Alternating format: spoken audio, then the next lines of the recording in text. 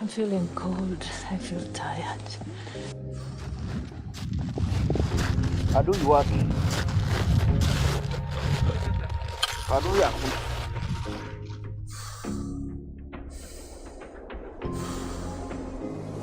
Well, it's believing in God that all things are possible.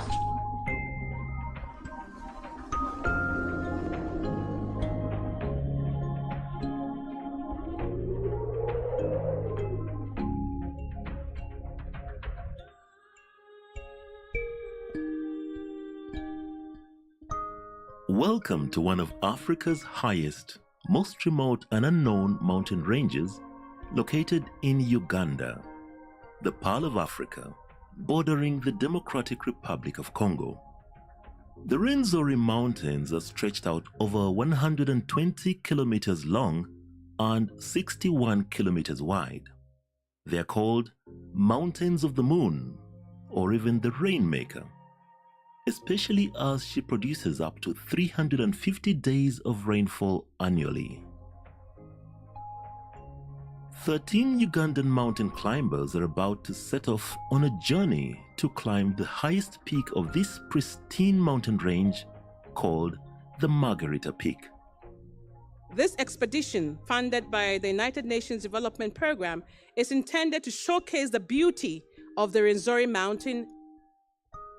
Flagged off by the United Nations Development Program country representative and Joshua Cheptegei, the fastest long-distance runner on Earth, the team will attempt to summit this unique peak while discovering the wonders of this mystical and demanding mountain range.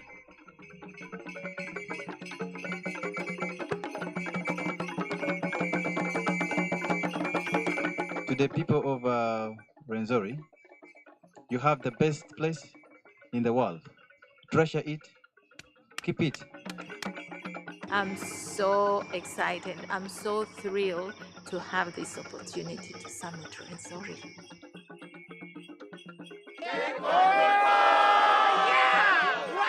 Watch out! Look at this. This is amazing.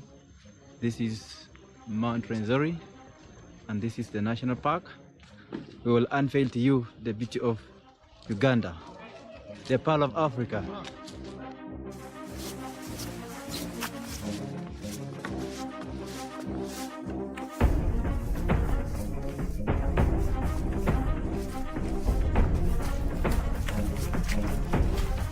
The best never rest. Our prayer is to reach on the top.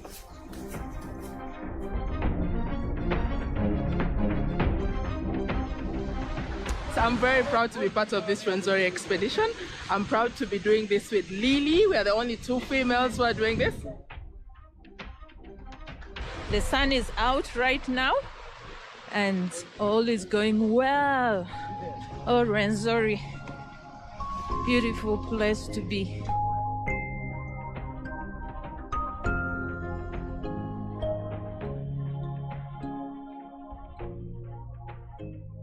Formed about 3 million years ago, the Rwenzori Mountains are a relatively young mountain and still growing.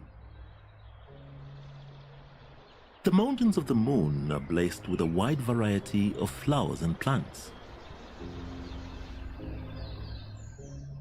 With every hour and every altitude gain, the landscapes, colors, and views are ever changing. You can find different layers of vegetation: bamboo zones, mossy heather zone, lobelias, alpine zone, and eternal snow at the top of the mountain.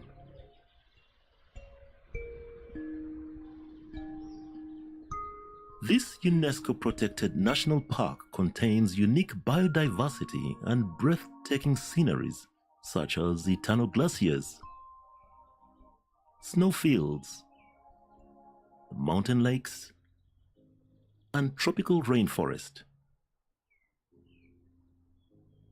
The wide diversity of flora and fauna make it the ultimate trekking experience.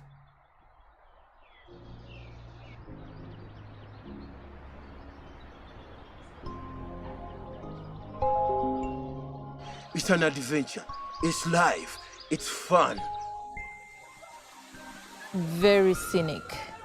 Amazing, amazing, amazing experience to go through the waterfalls, the hike itself, the boggy places. It was just amazing.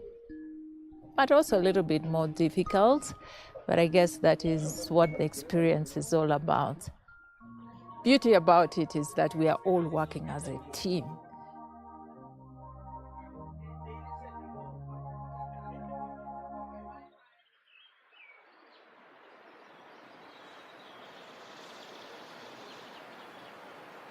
I'm doing very well today. Last night I had a bit of a running tummy and a headache. I think it's an effect of the altitude sickness. And then I noticed this morning that my lotion is frozen. So I think we are at quite an altitude and it's getting colder and colder.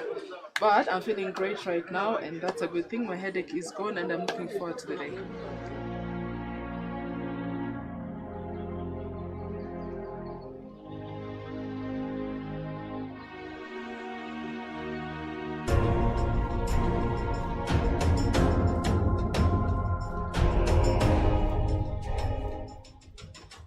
Everyone in life wants to get on the top. But what are the techniques? What's the way of reaching to the top? I have just come to realize reaching at the top is not easy. You have to pass so many things. It has never easy way. But when you believe in yourself, when you prepare your mind, I have a saying of saying that nothing is impossible. The Kilembe Trail is a marvelous but challenging 82-kilometer hike that requires an 8-day trek with 6 days to the summit and 2 days of descent, depending on the weather conditions and the endurance of the hikers. Tiresome yet rewarding, this hike starts at 1,800 meters and culminates at an altitude of 5,109 meters on Mount Stanley, where the Margarita Peak is the highest point in Uganda and the third highest peak on the whole African continent after Kilimanjaro and Mount Kenya.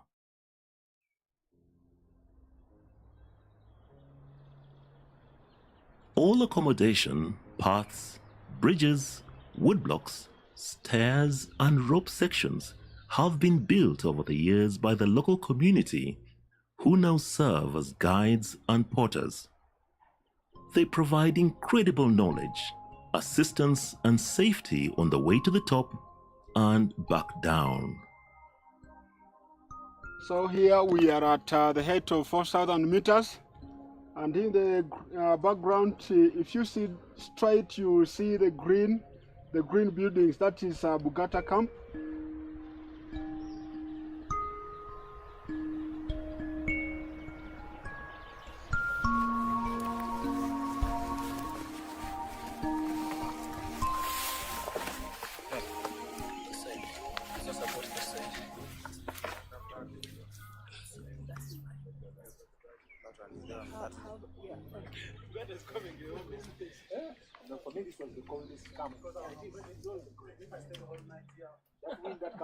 I must have strained my ankle. It was not only a long walk, but it was quite steep coming down to camp. So this morning I just couldn't put my foot down. It was very difficult to walk. This is really helpful. I'm getting a celebrity massage.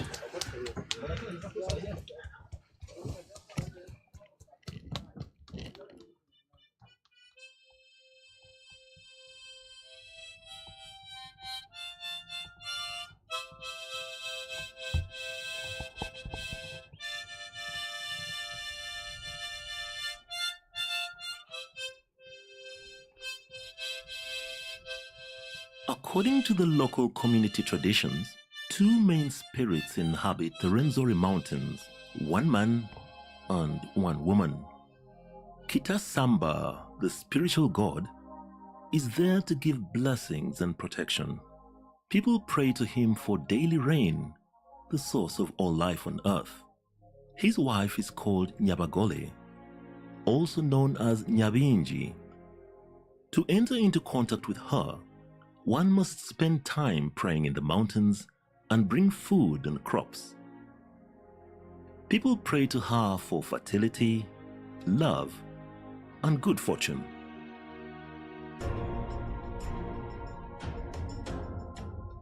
One of the sayings is, if you respect the mountain, she will give it back to you.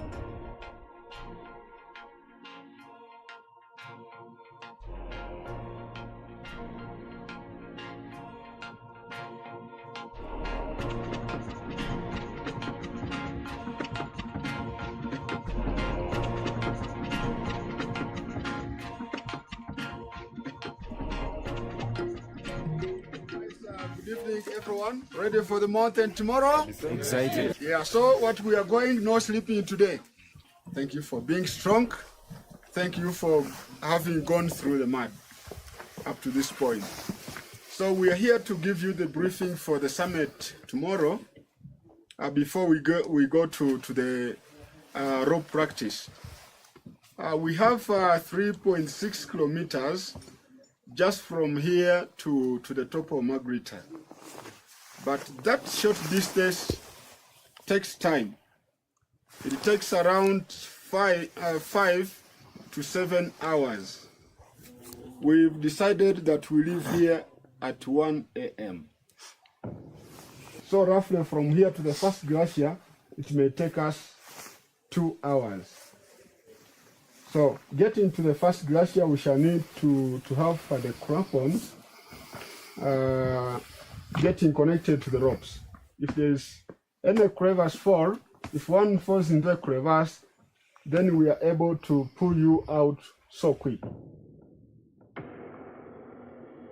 You transfer your hand. You push. You pull yourself up. You push. You transfer your hand.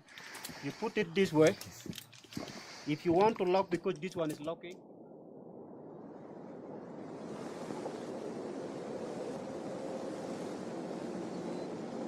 I'm feeling cold, I feel tired, but I have to go and get to the peak of Margarita. It's believing in God that all things are possible.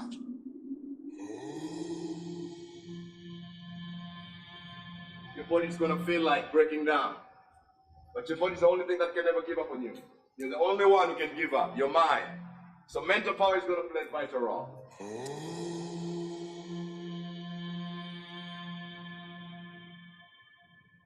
Your heartbeat, every single beat moving, you have to reserve as much energy as you can.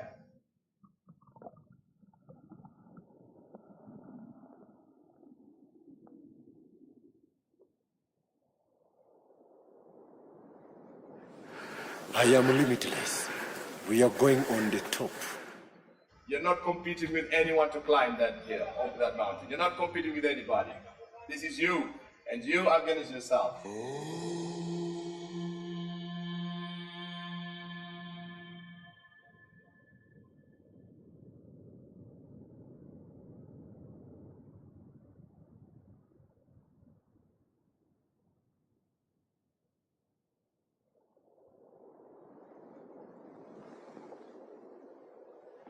Let's go, guys. Let's go, let's go, let's go, let's go. It's getting late. Let's go.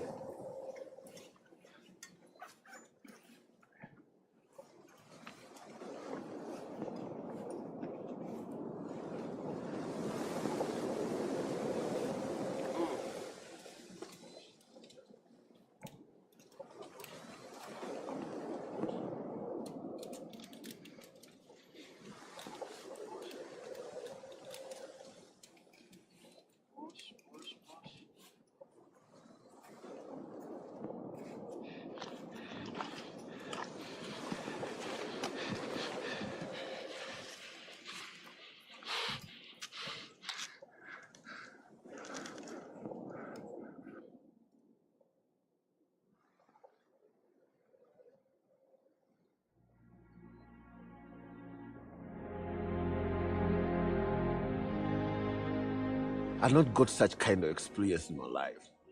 I'm a fighter, I have fought, I even fought my shadow.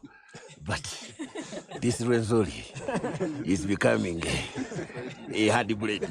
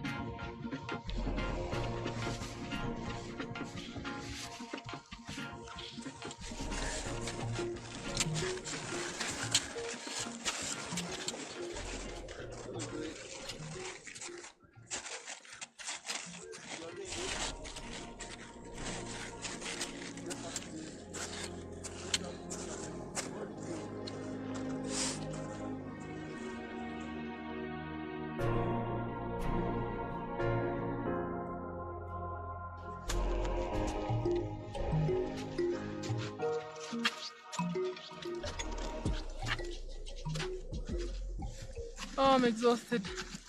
Oh.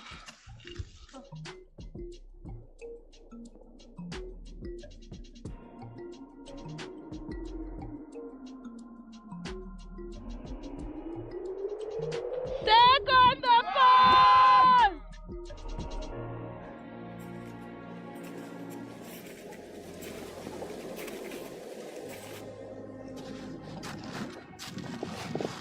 Adui wapi? Adui yako. Oh Lord, we are climbing to the peak. Oh.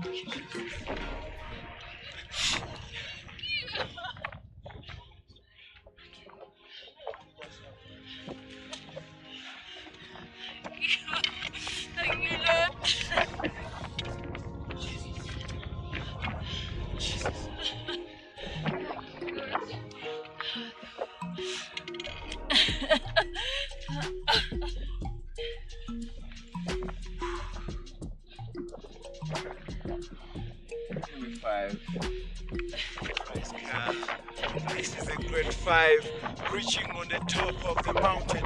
We are on the top of Uganda.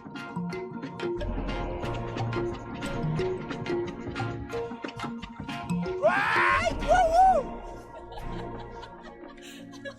Yeah!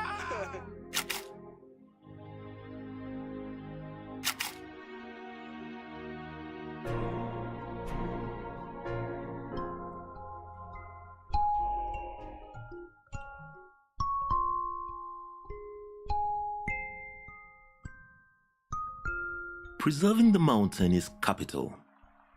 Unfortunately, due to climate change, the ice cap has reduced considerably over the years.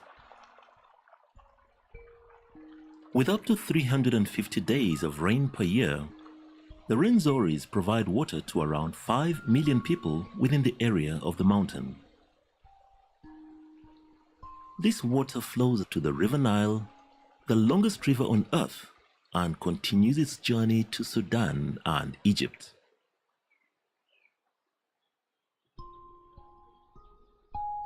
Locals believe Khaleesi is a spiritual entity helping human beings enter into contact with nature to discuss with the wildlife and the mountain directly. That's how the local community receives knowledge from the trees, all types of plants, and medicinal herbs.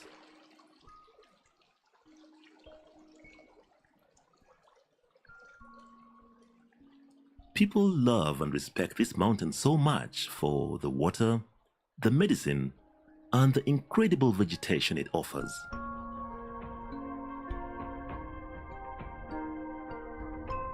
Rwenzori's glaciers, magnificent waterfalls, and lakes make it one of Africa's most beautiful alpine areas. Uganda Wildlife Authority has been actively protecting the many endangered species within the national park, such as the blue turako and the three-horned chameleon. This unique biosphere is a true gem that needs to be preserved not only for the many endemic species it contains, but also for the local community, which directly benefits and lives from the mountain's gifts.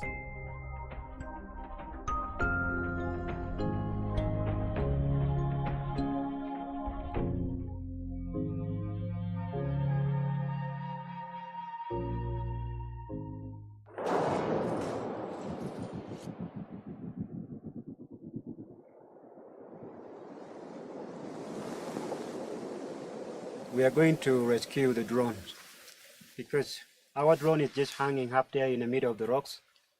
So we are going to climb up there and make sure we have to come along with it. But before that one, we are planning first to make sure we are safe.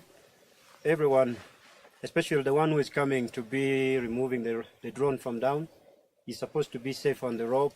We also going to be giving communication, especially directing him where he's supposed to go.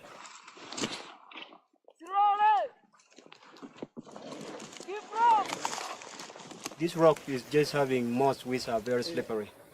They contain some water.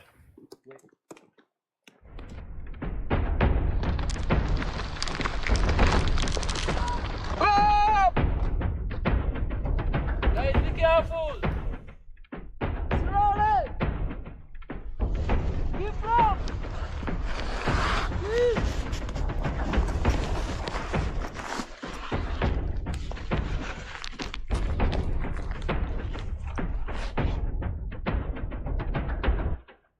You're almost reaching.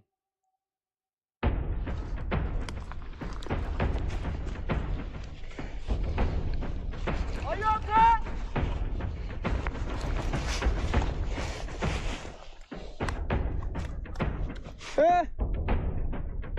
Have you got it? I have it. Super. Walking in, and as soon as he's here, we'll be upstanding and have the anthems. So may we stand, ladies and gentlemen, as we receive the Honorable Minister, the Honorable John Mulimba. We want to thank you, sir, for joining us this morning. Karibu, and we welcome you. So let's be upstanding for the anthems. Anthems, please.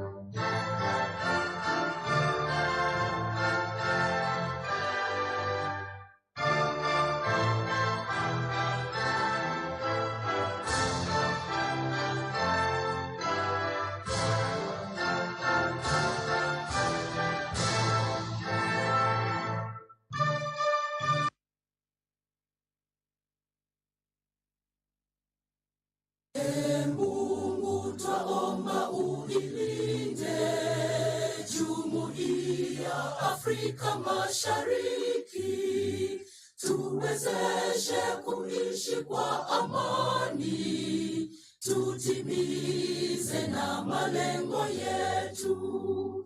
Jumuiya yetu sote tuilinde, tuajibike, tuimarike. Umoja wetu ni nguzo yetu, idumu jumuiya yetu. Uzalendo pia mshikamano viwe msingi wa umoja wetu, na tulinde uhuru na amani, mila zetu na desturi zetu. Jumuiya yetu sote tuilinde, tuajibike, tuimarike.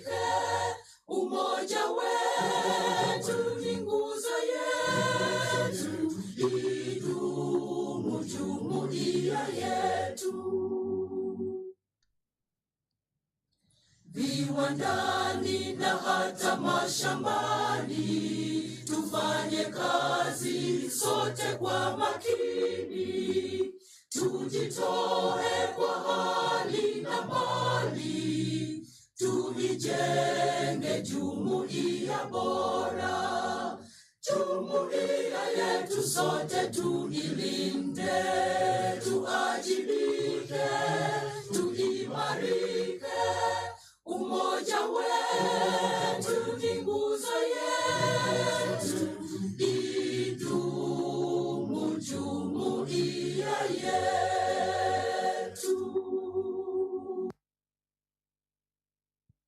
Take your seats. We want, in a very special way, to recognize the presence of our host, the Honorable Minister of State for Foreign Affairs, responsible for regional cooperation, the Honorable John Mlimba. We want to thank you, sir, for joining us this morning and for hosting us for this media launch of the Uganda-Kenya Coast Tourism Conference. In a very special way, we want to recognize the presence of Kenya's High Commissioner to Uganda, His Excellency Major Retired George Owino, the Honorary Consul of Uganda's Consulate in Mombasa, Ambassador Paul Mukumbia, and also a very special mention for the representative of the Permanent Secretary here in the Ministry of Foreign Affairs, who is joining us for this very special launch, media launch, of the Uganda-Kenya Coast Tourism Conference, Excursion, and Farm Trip. Honorable Minister, in this room we have our stakeholders who include representatives from the Kenya Coast Tourism Association, and represented here is Ms. Chamia Munyoki Janat. We want to thank you very much for joining us this morning all the way from the Kenya Coast. Also with us, representing the Kenya Association of Tour Operators, Ms. Solanki Monica Agnes, joining us this morning. Please give them a round of applause, ladies and gentlemen, because they are joining us to be part of this media launch, the Uganda chapter, because there'll also be the Kenya chapter for the media launch. Honorable Minister, in this room, we also have all the Ugandan stakeholders who are represented in the tourism industry and the sector. Uganda Tourism Board, Uganda Wildlife Authority, the Uganda Tourism Association, represented here by their president, and all the members of the association, including Tugata and others that are represented here, and also the Uganda Hotel Owners Association. I think I just saw Jean walk in. So we want to welcome all of you and thank you for coming. But Honorable Minister, this is really about the members of the Fourth Estate. because this conversation will only be propagated and shared by members of the Fourth Estate, and the consulate in Mombasa found it befitting with their stakeholders to host the media launch here at the Ministry of Foreign Affairs and invite members of the Fourth Estate to tell the good story of this great relationship between the Kenya Coast and Uganda. So I want to take the pleasure of inviting the Honorary Consul of the Uganda Consulate in Mombasa, Ambassador Paul Mukumbia, to come and make welcome remarks. You're most welcome, Your Excellency. Can we give him a round of applause?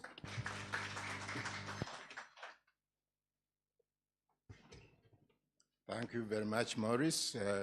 Honorable Minister of State for Foreign Affairs in charge of regional cooperation, Your Excellency the High Commissioner of Kenya to Uganda, ladies and gentlemen, all protocol observed. Good morning. My name is Paul Mukumbia, Ambassador, Consul General of the Republic of Uganda at the Consulate in Mombasa. The Uganda Consulate in Mombasa was opened in 2016, specifically to take care of Uganda's strategic interests at the coast. And you know our biggest strategic interest at the coast is the port of Mombasa, which is the gateway for our exports and imports, but also to act or take on other activities, especially those related to economic and commercial diplomacy. That is promotion of tourism, trade, and investment. Of course, we also do consular work and politics.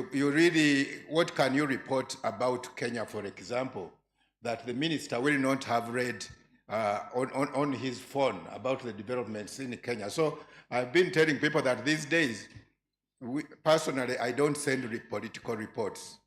Maandamano in Kenya, Azimio, Kenya Kwanza, all those the minister can read on his phone. But the work that the minister may not be able to perform, and which we had to do physically on the ground, is the promotion of economic and commercial diplomacy, the promotion of tourism, trade, and investment.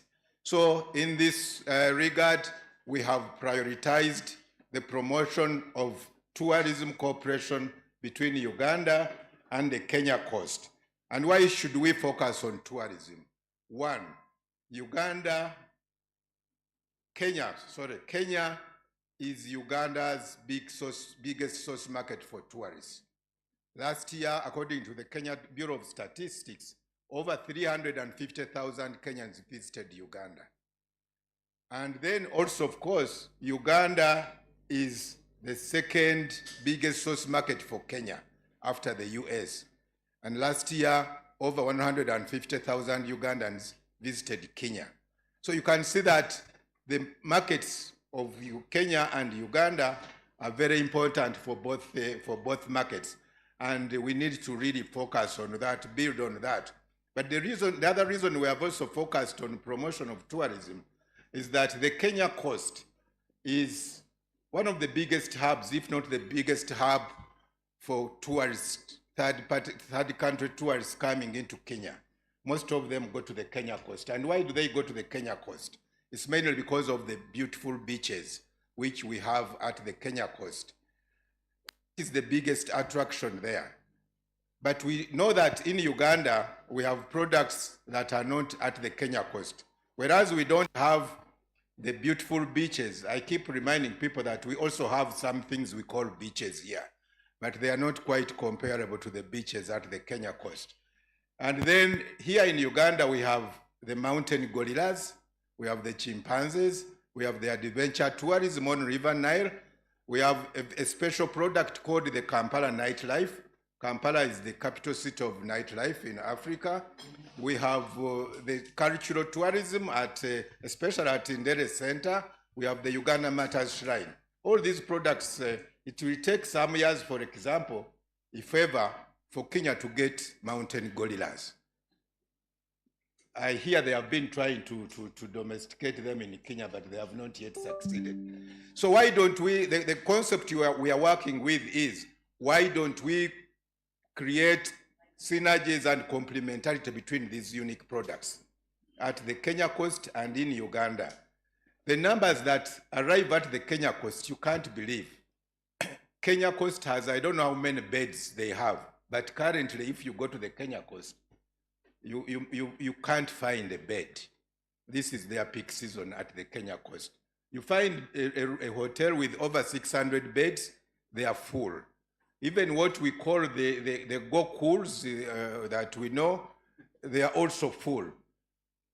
So we are saying that why don't we tap into these very big numbers at the Kenya coast so that we cooperate, so that if someone comes to the Kenya coast, on the same itinerary, they can also come to Uganda and look at the mountain gorillas, see the nightlife, go to the adventure tourism, see the chimpanzees, and vice versa. Those who come here can go to the coast on the same itinerary.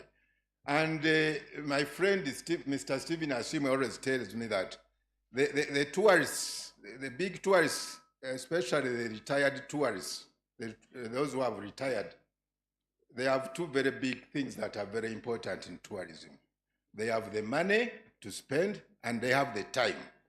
And some of them come to the coast for 2-3 weeks, even a month and over. And they have been coming and seeing the same things. So why don't we also, during that time, they can come here and spend 2-3 days, maybe a week, and see the mountain gorillas. So this is the concept that we have been working on. And last year we had the first conference in Mombasa, which was again graced by our Honorable Minister of State, Honorable John Mulimba. And at that conference, we agreed that this should be an annual event.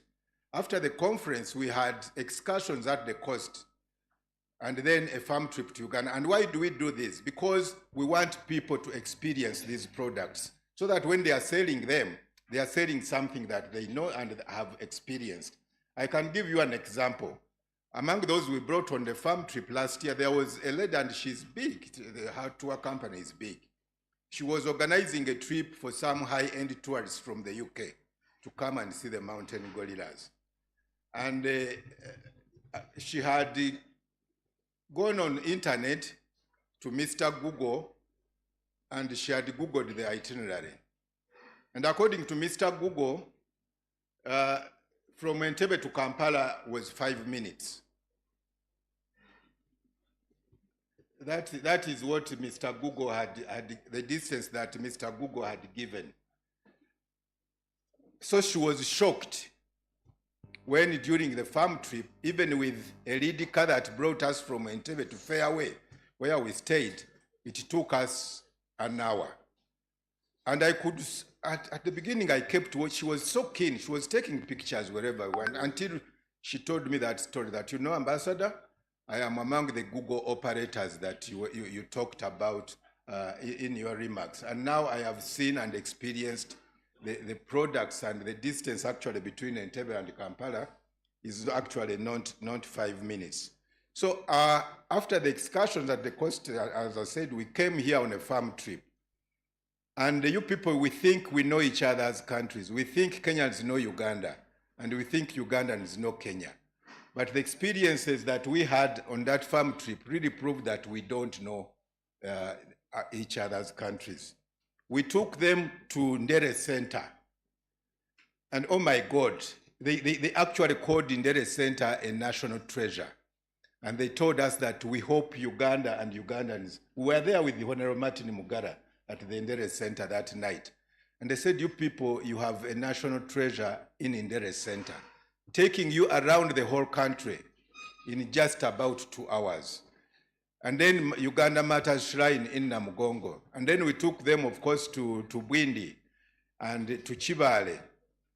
And the beauty, this is where I will keep thanking people as we go along. Really, that farm trip, as you know, farm trips are very costly to organize. But the biggest expense on that farm trip was accommodation. And there is a gentleman in this room called Herbert Byaruhanga. Can you please stand up for recognition? There is another gentleman called Stephen Asimwe, the CEO of Private Sector Foundation Uganda. These two gentlemen contacted hotels and lodges in Uganda And courtesy of their efforts, Fairway Hotel gave us 2 complimentary nights. We went to Mbarara, we stayed at Igongo Hotel, they gave us a night. We went to Bwindi, we stayed at Rushaga campsite. We went to Chivale, we stayed at Chimpundu Lodge, very high-end lodge, really. And then some of our colleagues stayed at Bliss Hotel. And these were complimentary beds, really. We can't thank Jean, the CEO of the hotel owners, we can't thank the hotels and lodges in Uganda enough. They really gave us 30 beds, complimentary. Then in came UTB. I see the CEO of UTB. She was another very strong pillar support. The UTB offered us transport. You know those vehicles, the tourist vehicles. They paid for all the meals at the hotels. So really, this was a very good example of PPP, a public-private sector partnership that pulled off a very colorful farm trip. And then, of course, when we went to the Kenya coast, can you imagine?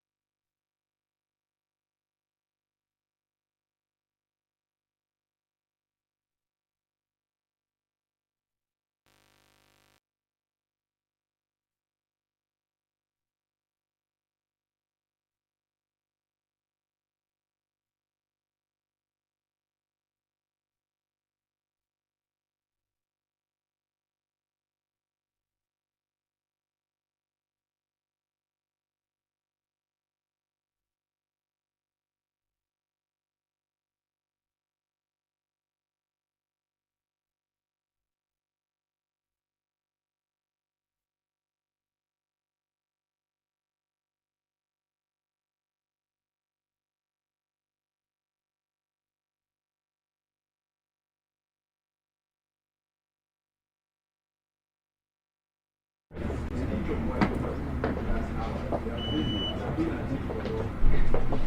were so keen at this cooperation. When we came to the bank, the two operators wanted to have BTE.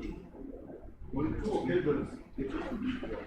The Uganda two operators were nowhere to be seen. Then I remembered something that you know there is a certain group in Kenya where they said that if you want to come to the day, you go to the point. That if you don't see that, if you don't see them standing up, then you will know that they are dead. So I said this thing must have seen that. So I have to cut my remarks short. But I want to quickly talk to you because the general minister is going for another event.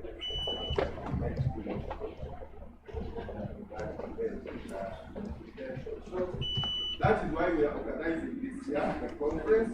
The theme is consolidating networks, synergies, and diversity to maximize the potential between Uganda and Kenya.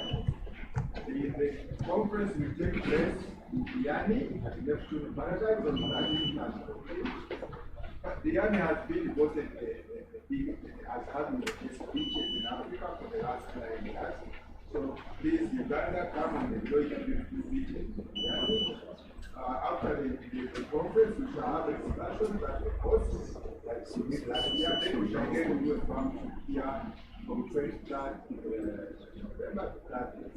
And the things we take them to the same places that we did last year. Add the India experience, and the nighttime and the night shop. So that is what we are doing this year.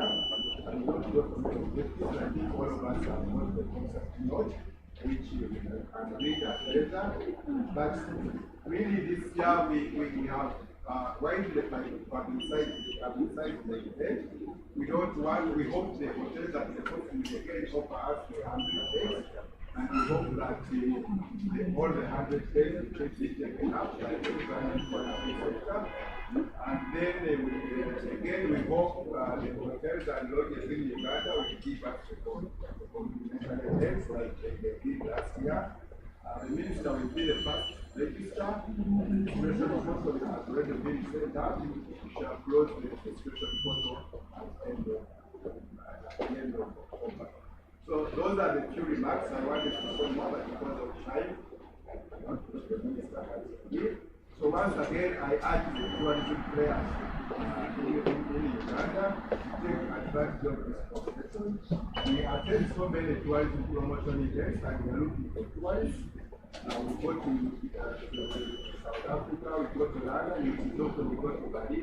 But these tourists that we are looking for over there, they are already coming very close to us. So as we should also focus on the Kenya coast because we can tap into the thousands and thousands of tourists that arrive every year at the Kenya coast. So once again, thank you very much.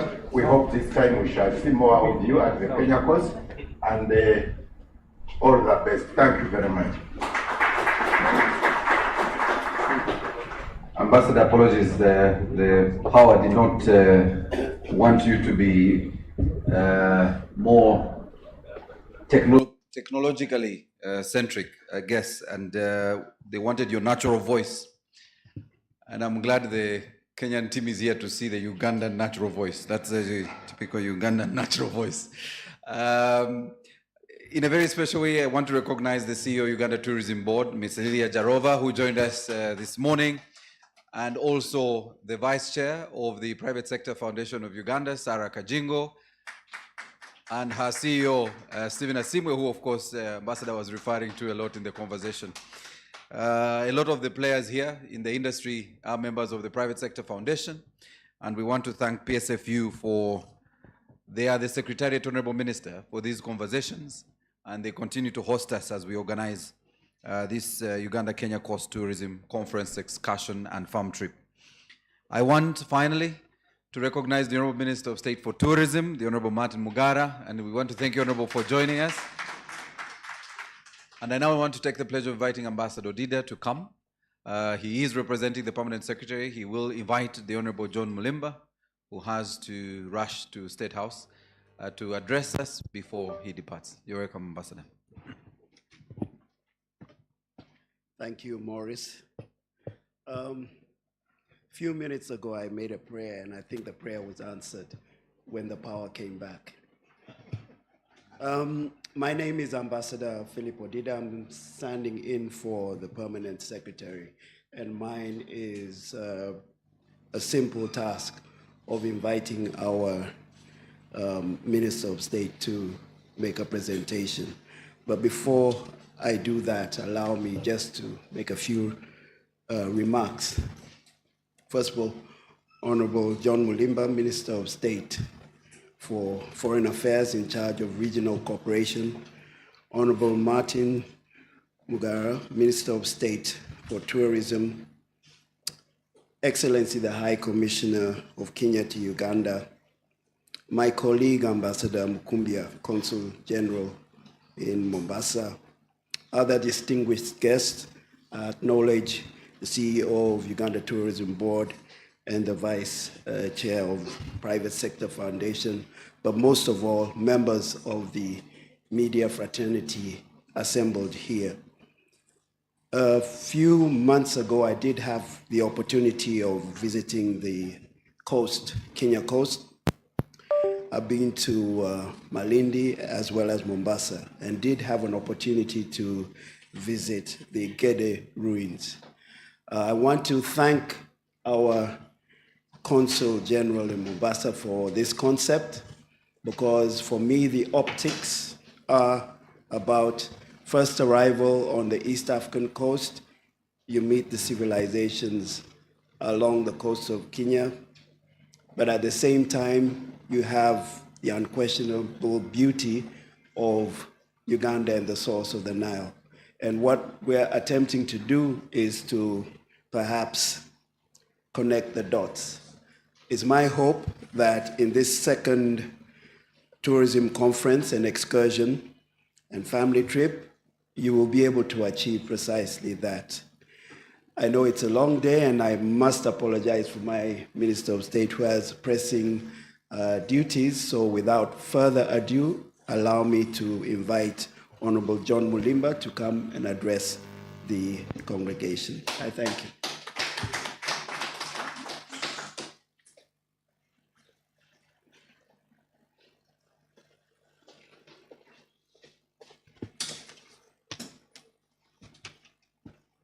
Oh, I was looking for Morris. I wanted to know. I wanted to just make sure he's around.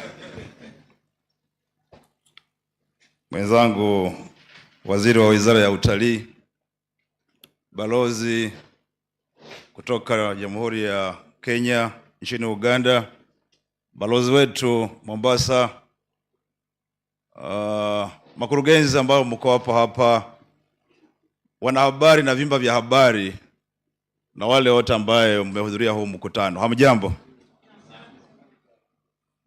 Leo hii ni furaha mno kuona ya kwamba tunakutana na wanahabari na kuzungumza kuhusu kongamano la pili ambalo tunalipanga kuwepo hapo mwezi wa Novemba ama 11 mwaka ujao. Nataka kuwapigia pongezi wale wote ambao walihudhuria kwa ile kongamano la kwanza ambao tulikuwa nalo jiji la Pwani la Mombasa, Jamhuri ya Kenya. Hongera sana.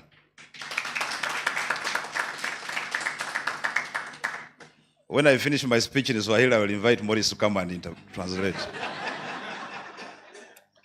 Because the other time when we were in Mombasa, he told me that he was learning. Now I want to measure. Since November last year to date, how far? I hope you have taken notes. Ladies and gentlemen, I wish to take this opportunity to welcome you to this media launch of the second Uganda-Kenya Coastal Tourism Conference 2023, which will be held from 13th to 14th November 2023 at Neptune Paradise Resort and Spa in Diani, Kwale County in Kenya. I wish to thank the Consul General of Uganda to Mombasa, Ambassador Mukumbia, and his team and the stakeholders from Uganda to Kenya Coast for working together for the success of this great initiative. Like I said last year, we were honored to be part of the first Uganda-Kenya Coast Tourism Conference in Mombasa. The conference was very successful, and one of our resolutions was to make these events annual, and I want to congratulate you. Ladies and gentlemen, tourism forms a very significant part of Uganda's economy. Balozi kutoka Jamhuri ya Kenya, nataka kuambia tuko na hamu sana ya kuona ya kwamba tunaongeza pato la Uganda, sababu utalii inachangia zaidi ya 7% kwa pato la Uganda. Na kwa hivyo nataka kuona ya kwamba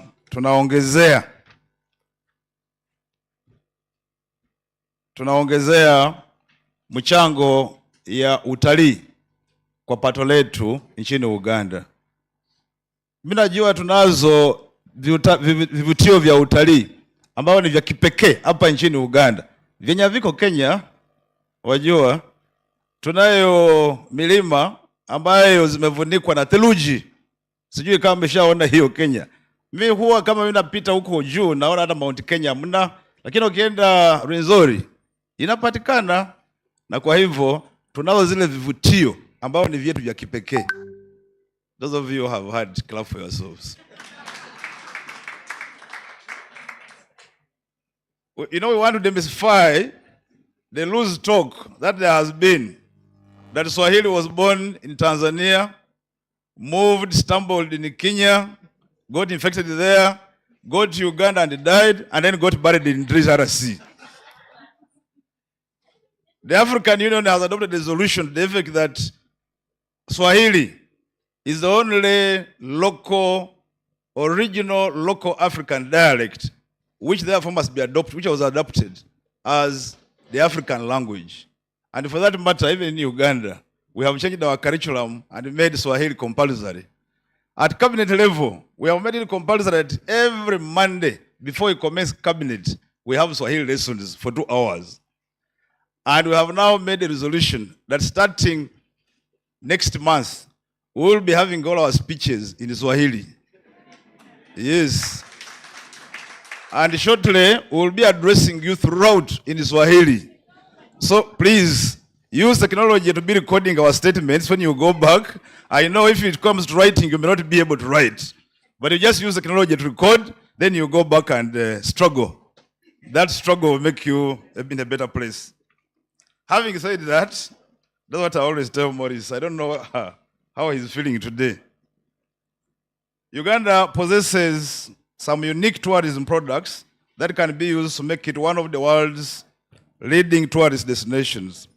We possess some of the rarest primates in the world, Namugongo Mata shrines, source of the Nile, rich culture, among others. Therefore, our missions abroad need to rigorously market these products.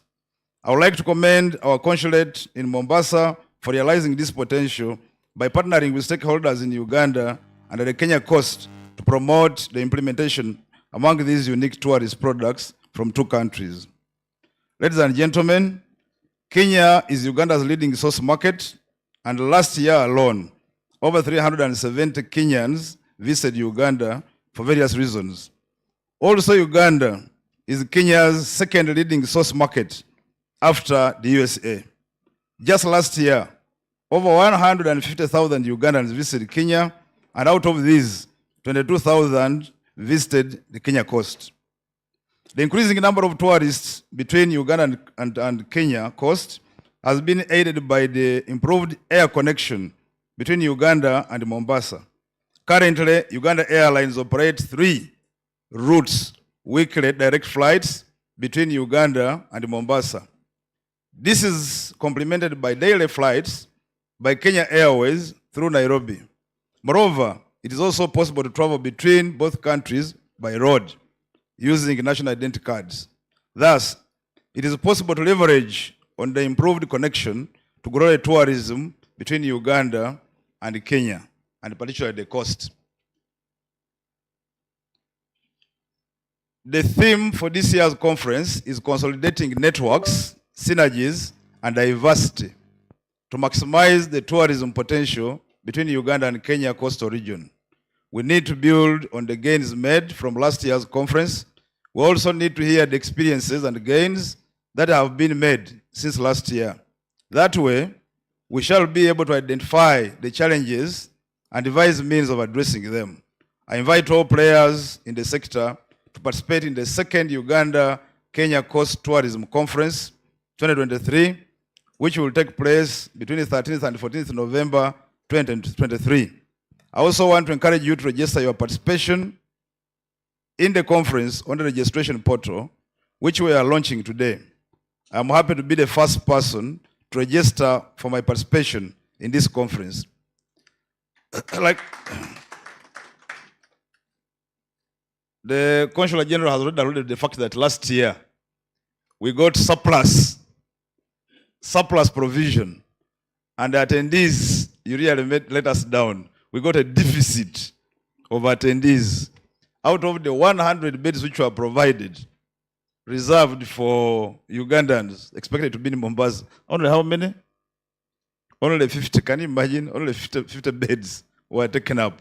So I hope our launching early enough is going to enable us and enable the participants to mobilize as much as possible so that we fill up the provided capacity.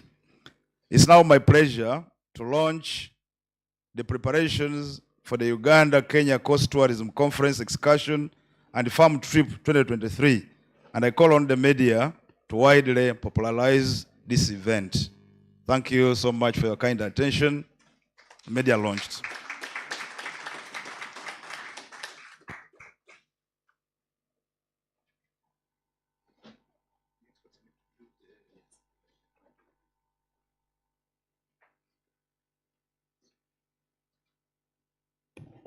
All right, Honorable Minister, for a couple of more minutes. I know you're in a hurry, but can we give the Honorable Minister another round of applause? Asante sana, hizo mambo kwa lugha ya Swahili.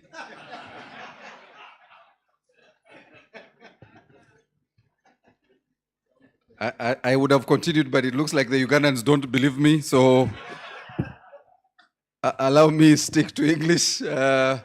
But I also know, Honorable Minister, just yourself, our Kenyan team, and the Kenya High Commissioner will understand what I'm saying if I continue in Swahili. So I will stay with the English.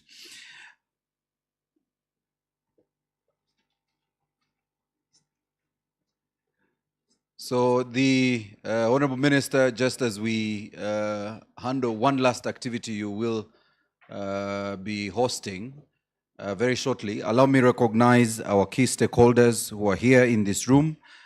Honorable Ministers, we also have our national carrier, Uganda Airlines, that is a key partner on this conference.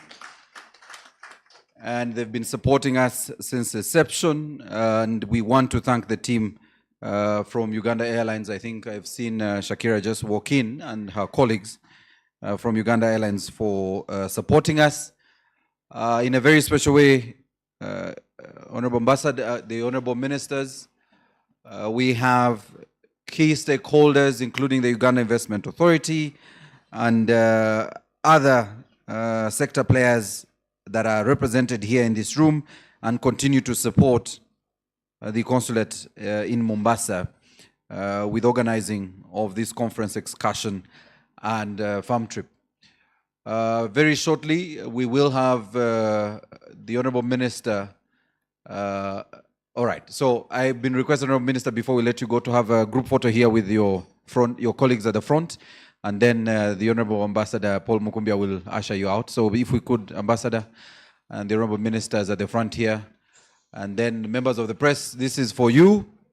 And thereafter, the Honorable John Mulimba will depart. But we are still here with the Honorable Mugara, who will, of course, officiate at the closing of this media launch.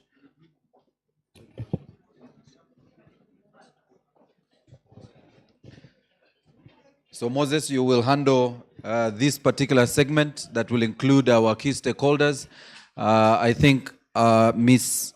Chamia, please join in the photo. Ms. Lily, the UTA President, Habat, you need to join your colleagues for this photo.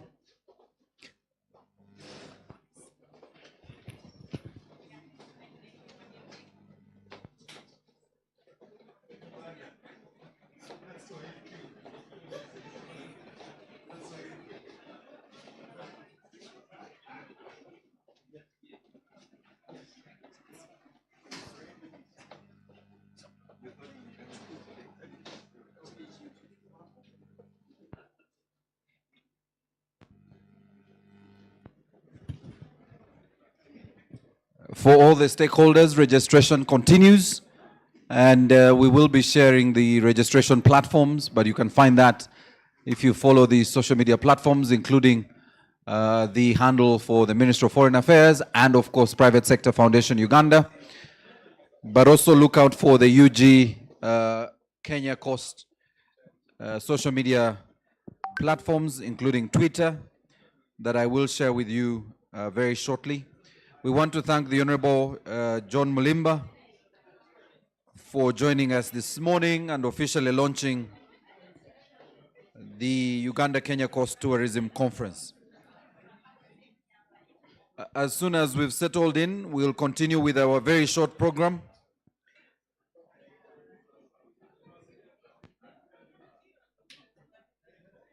And I am humbly requesting we shouldn't keep the Honorable Minister too long. He has credentials to handle at State House, and we need to let him go. All right, if we could settle in again, ladies and gentlemen, if we could take our seats.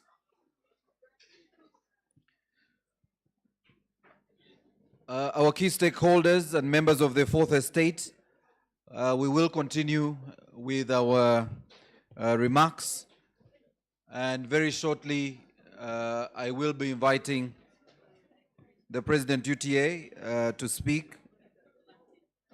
and immediately after that, the Uganda Tourism Board. But I wanted to welcome our virtual audience. We have a virtual audience joining us.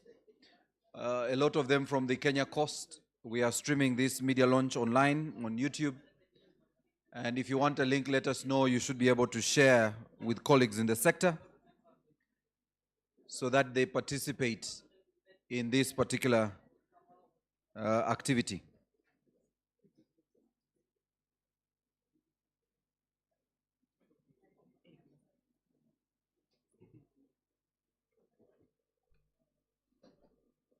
All right, so I want to invite the President UTA, Herbert, if you could take a seat, and also invite Stephen Asimwe. Stephen, you will also coming to take a seat with the Honorable Minister.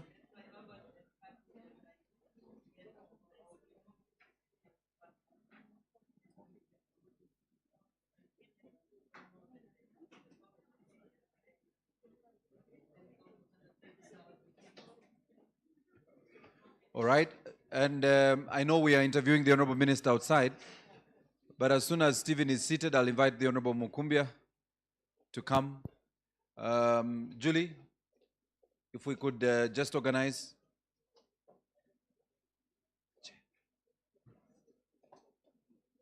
Stephen, just one moment. I'm just going to move one of the chairs. All right, so I'll invite the Honorable Mukumbia to come and kickstart this conversation once again.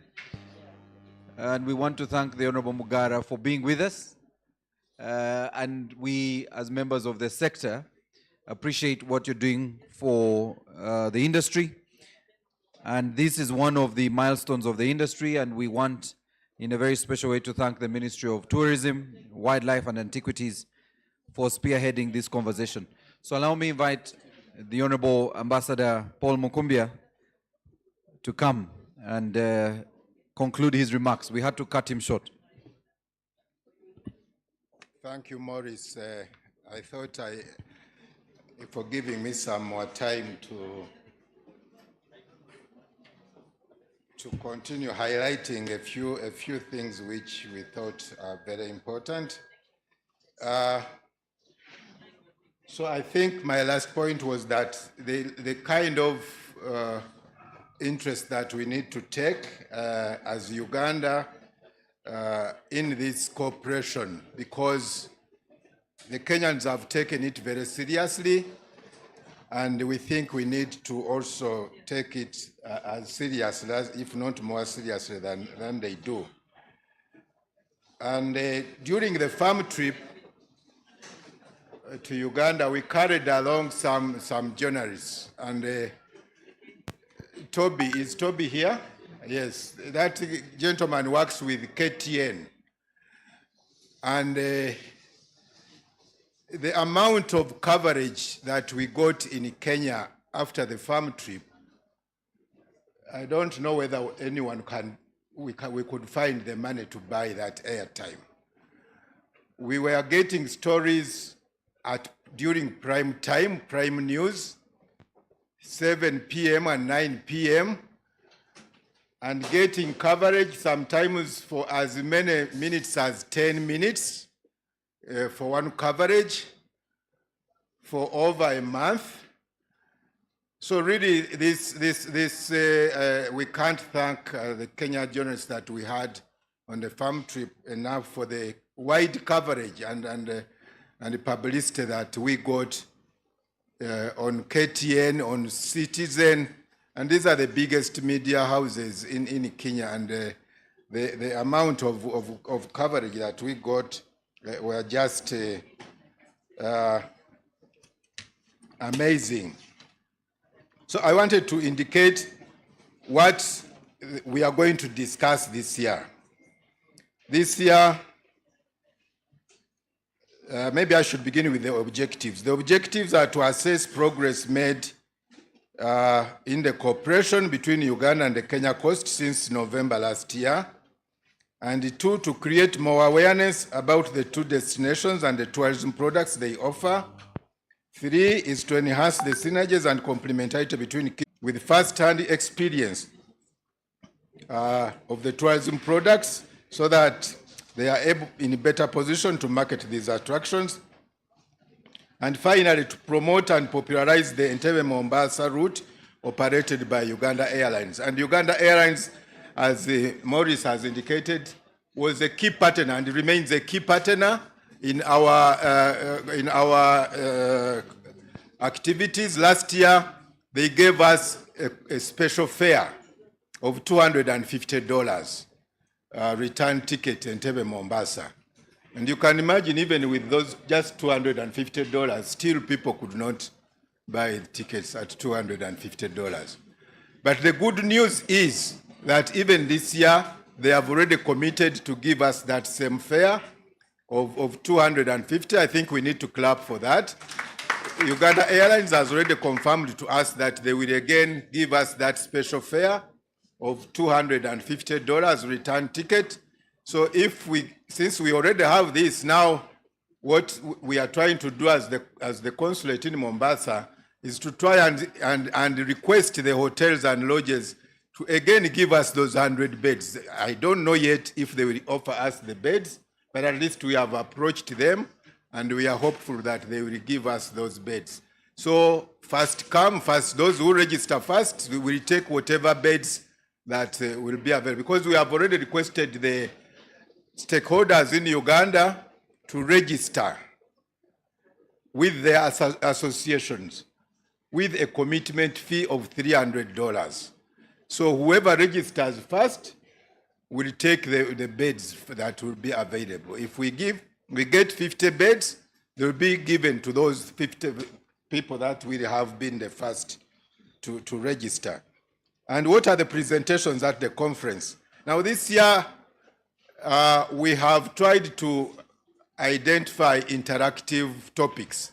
We don't want to sit in a conference and be like we are in a lecture room where we are being lectured like things on, I think now they have been overtaken by events. Like now, how businesses should recover from COVID. I think we have had enough of that conversation.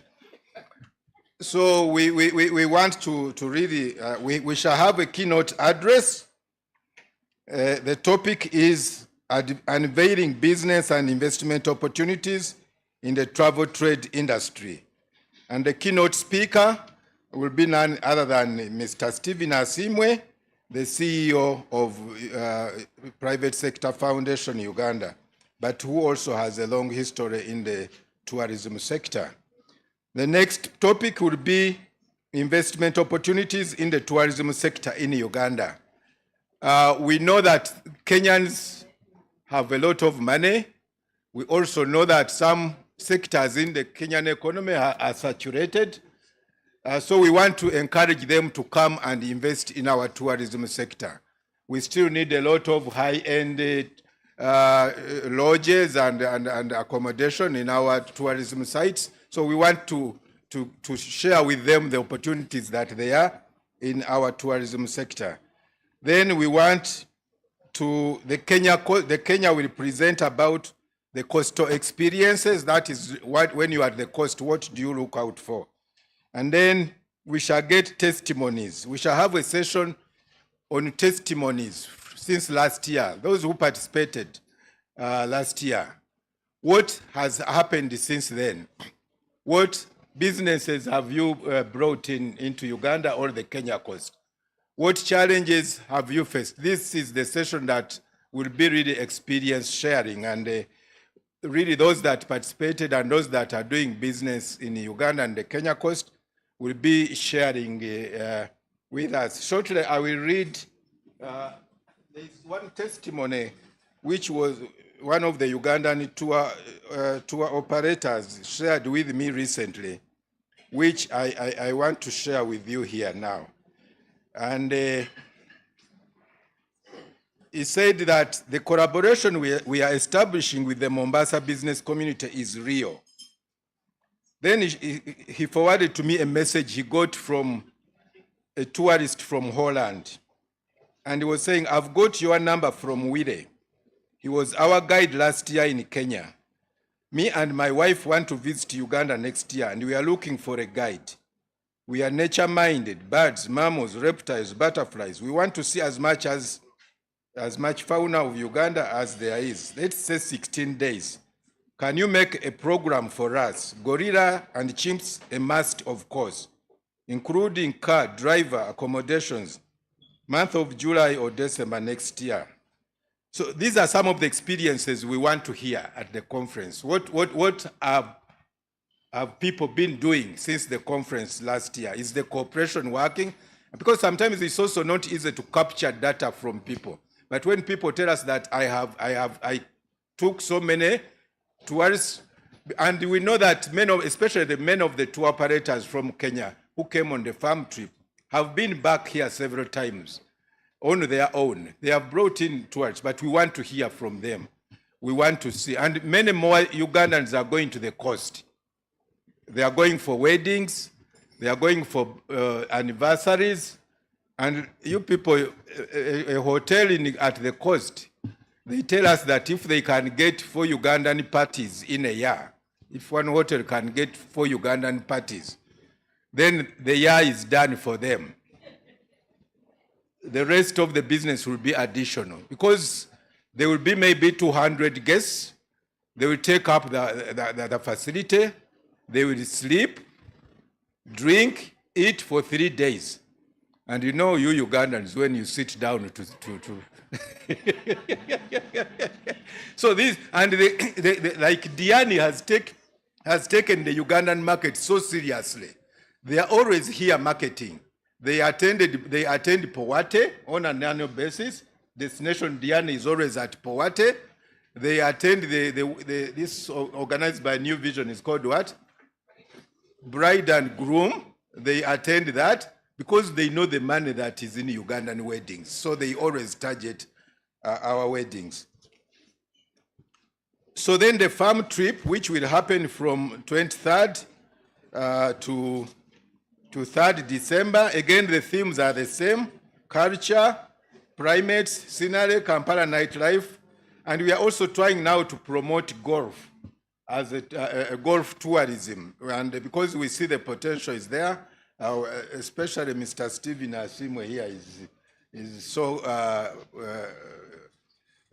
excited to introduce this new product of golf between Uganda and the Kenya coast, because he tells me that Uganda has the oldest golf course in East and Central Africa, and he's trying to convince me to start playing golf. I hope you'll be able to to convince me. So really, those are the highlights of the conference, which I thought I needed to share. But I also wanted to inform you people that, as I said, we do tourism, trade, and investment promotion. Those are the achievements we have had in the tourism sector, and we think it is working. But also in trade, we have had a number of trade promotion events. Last year, we did 2 conferences in Kwale and Malindi. And arising out of those trade, tourism, and investment conferences, we were able to get market for Ugandan pineapples. We visited one factory in Diani. It's a fruit processing factory. When we visited, they were not in production. And the reason they were not in production is because they did not have pineapples. You can imagine. And they didn't imagine that in Uganda we have pineapples throughout the year, and that these pineapples actually sometimes rot away. So we connected them with a Ugandan exporter, and now every week 200 tons of Ugandan pineapples are exported to this factory, courtesy of our work of introducing this contract. And then also this factory was about to start to introduce a new product involving jinga or ginger, wherever, depending on where you studied your English. And we told them again, we have this product in plenty. Sometimes the farmers don't even harvest it from the ground because there is no market. And so they said, okay. So they got some of our samples, and the samples passed the test, and we think that very soon jinga will also begin going to this same factory. We visited another factory called Romika. Romika is a shoemaking factory, high-end shoes. I see this one in Diani is a branch of the mother factory in Germany. And they told us we need leather. And we told them we have leather products in Uganda. They came, the factory came here, but unfortunately most of our tanneries here, they process up to what they call wet blue. They don't do up to the final leather product, but still they visited Kaumu Tannery, which is in Nakaseke, and they have agreed that Kaumu can supply them with the tannery, with the finished leather product. So we think that this factory will also soon begin importing our leather. The final product, and forgive me the Muslims, I beg really for your indulgence, but this factory told us that we know Ugandans are the biggest consumers of that product in Africa. They didn't provide me with the statistics, but that's what they told me, that we are the biggest consumers of that famous product, and that we just throw away the skin. And yet for them, they need that skin, that it produces very fine leather. That also I didn't know. But unfortunately, we still just eat or throw away that skin. We don't have any tannery that can process this into leather. So if there is any, Mr. Stephen Asime from the private sector, if you can identify or come up with a factory that can process this product so that we stop throwing it away, there is a ready market for it at the Kenya coast. So these are some of the other activities that we at the consulate have been involved in, and we can't thank enough the private sector in Uganda. They have been so supportive. Private Sector Foundation, very soon I think they will give me a desk there, because when I walk in, I feel so much welcome. Mr. Byaruhanga, no wonder this gentleman is the president of the Uganda Tourism Association.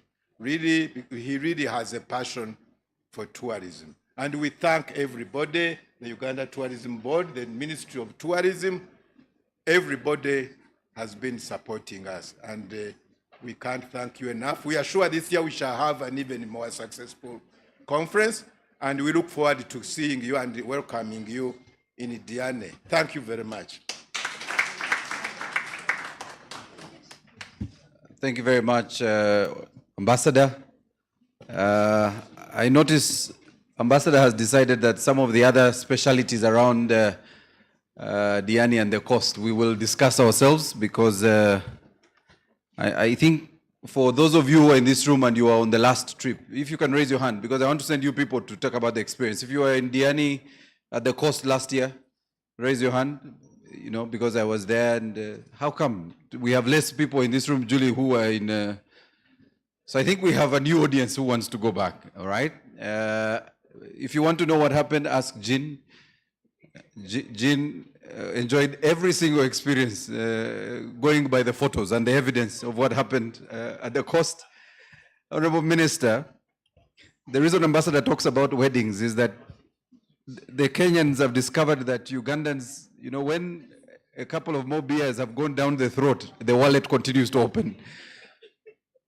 And that all you need for one Ugandan wedding is the 200 guests, and you will close the bar. You don't need any guests anywhere else for the next few weeks. And that's been the experience of the Ugandans in Mombasa.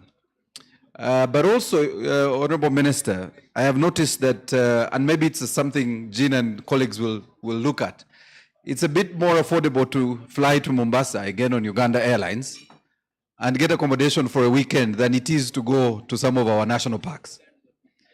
And so Ugandans, when they look at their budget and they do the math, they discover they are saving some money by flying to Mombasa and taking pictures at the cost.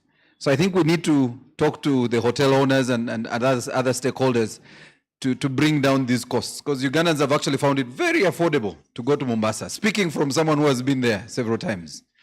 And every time I go there, we find Ugandans who are there on holiday. And they'll tell you when they do the math, there are 5 Ugandans going to the coast, staying in 2 or 3 rooms, sharing. They've flown on Uganda Airlines at a budget. If they booked early, they're getting $279 USD on Uganda Airlines. and they'll only spend about $200 while they're in Mombasa. But here, I'll give you an example. Go to our friends at the lakeside here, one of our nice hotels there. A room there now for a couple is $200. Now, you can fly to Dubai for about $300, Honorable Minister, and you'll get a room for $50 in Dubai. So I think we need to look at these things, and I'm glad Ambassador is raising these questions. But we are partnering, rather than take the money to Dubai, we are taking it to the coast. So that's a better place to take our money. Honorable Minister, allow me ask the private sector to speak, and I'll ask Stephen to say something because he's running, and then I know the Honorable Migeroko also wants to run somewhere. So I'll ask Stephen to speak on behalf of the private sector, and then I'll invite the Honorable Migeroko to also speak. But if you're still here, Honorable Migeroko, our President UTA will speak. Thank you, Maurice.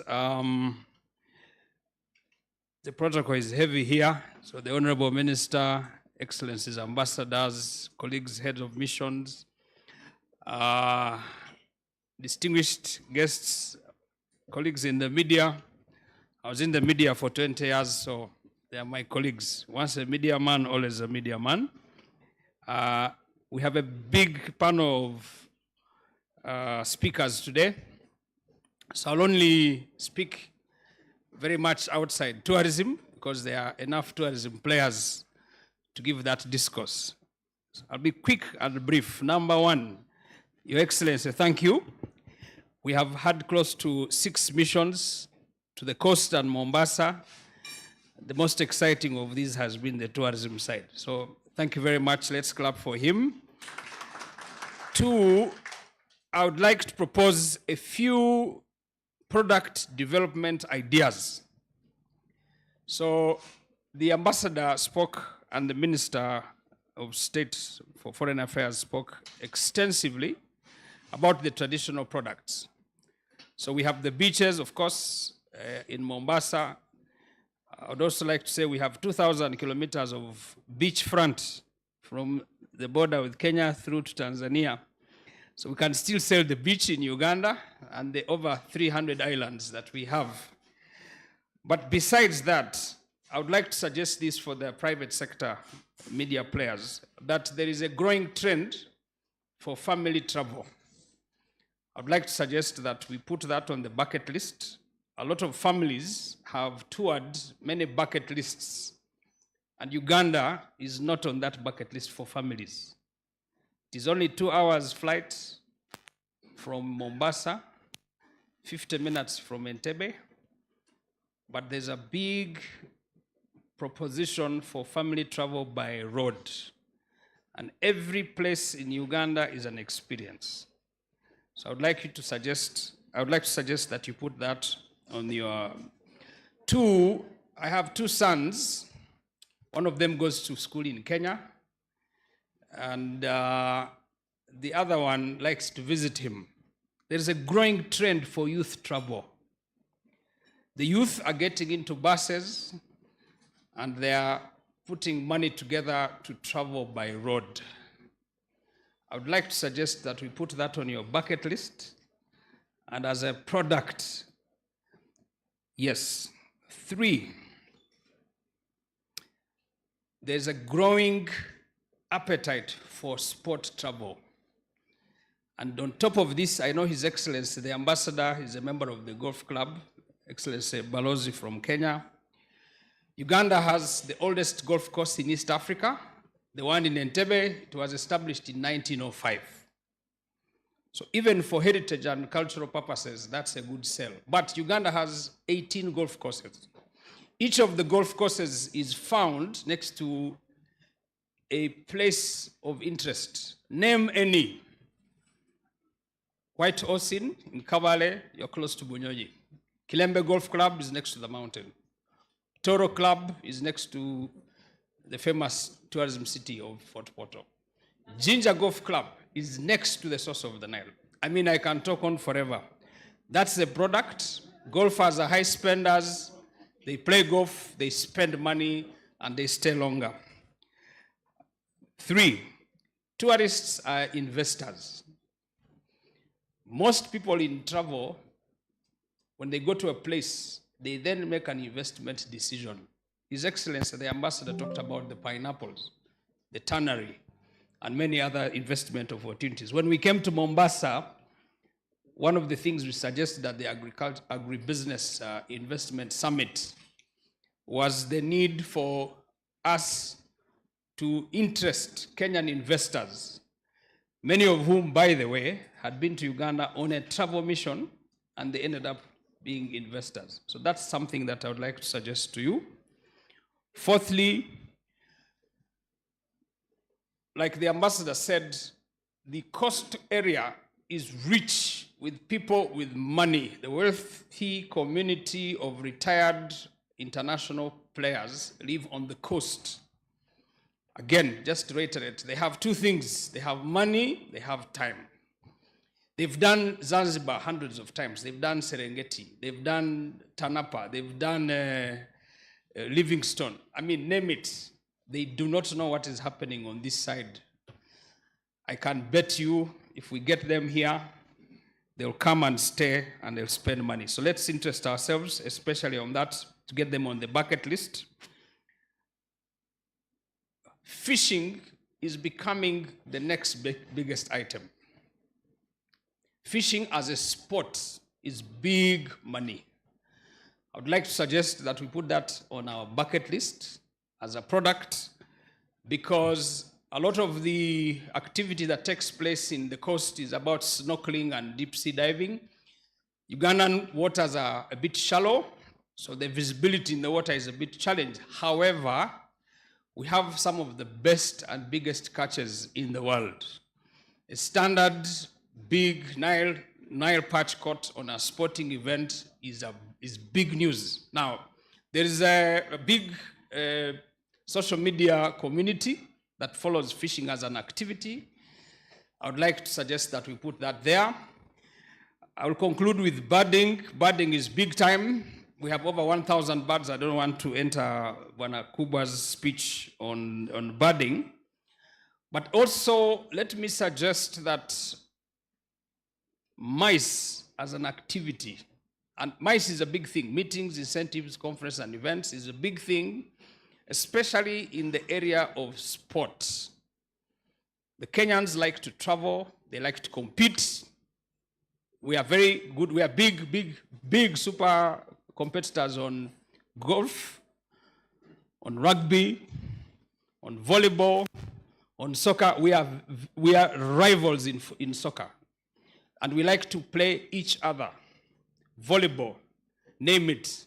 I think it's important that we start to develop sport as a mice activity, because these are short excursion trips. It takes just a night drive or a day drive to drive from Nairobi to Kampala. And obviously, lastly, the Uganda Matters experience as a religious travel, as a faith travel product. Again, from our side as PSFU, we have promised to support this. Your Excellency, you know that you have an open door policy. You don't just have a desk, you have an office in our chambers. So we'll invite you, and thank you very much, Foreign Affairs, for inviting us. I beg to leave because the pressing private sector issues are at hand, and thank you for giving us the opportunity. I wish you fruitful deliberations. Thank you. Honorable Minister, Stephen, I think the Honorable Minister wants you, the Honorable Minister, so do not leave without seeing him. Honorable Minister, one of the exhibitors at the Poate, just concluded Poate, was, I think, Diamond Hotels, or Diamond, one of the Diamond places in Kenya, at the coast, and their specialty, I think, is on golf. And that is one of the conversations we are having on sports tourism. They are very interested in working with our team to onboard golfers from the coast to Uganda and vice versa. So I'm glad Stephen has spoken about sports tourism as one of the areas that will be discussed in Mombasa and at the coast. I want to invite the Chairman UTB, Honorable Migereko, come and greet your people. And then I'll invite the UTA President.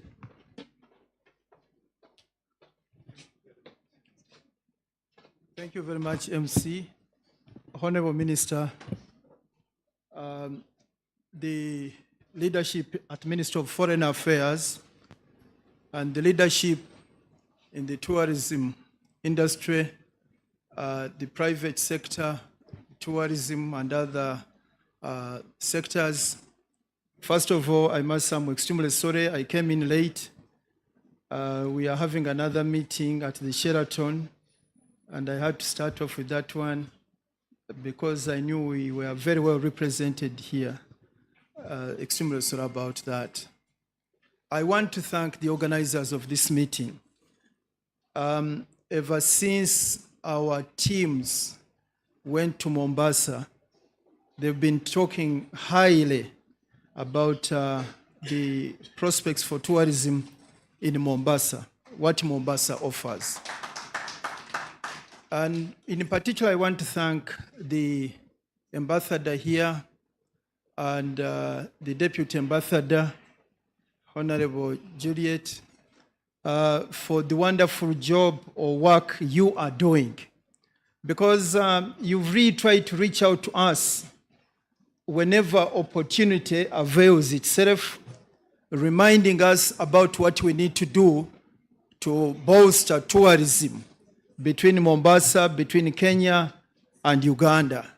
I think you have set the tempo so well that at Uganda Tourism Board, we are trying to see if we can work in a similar manner with all the embassies that represent Uganda in different parts of the world, because it's the most economical way of having representation and marketing Uganda in the various countries in the different parts of the world. Thank you very much for the passion you have exhibited. This makes our work easy, and I want to tell you, we are looking forward to continuing to work as partners in as far as promoting and marketing the touristic interests of the region are concerned. I thought I would just take off time and emphasize one or two things. The first one is partnership. Globally, we cannot stand alone. If we are going to survive in this highly competitive industry, we must accept the fact that we must work as partners with sister companies in Kenya, sister companies in Tanzania, sister companies in Rwanda. Why? The resource requirements entailed on the part of each going alone are simply too huge to enable us to do a good job. I'm bringing out this one deliberately.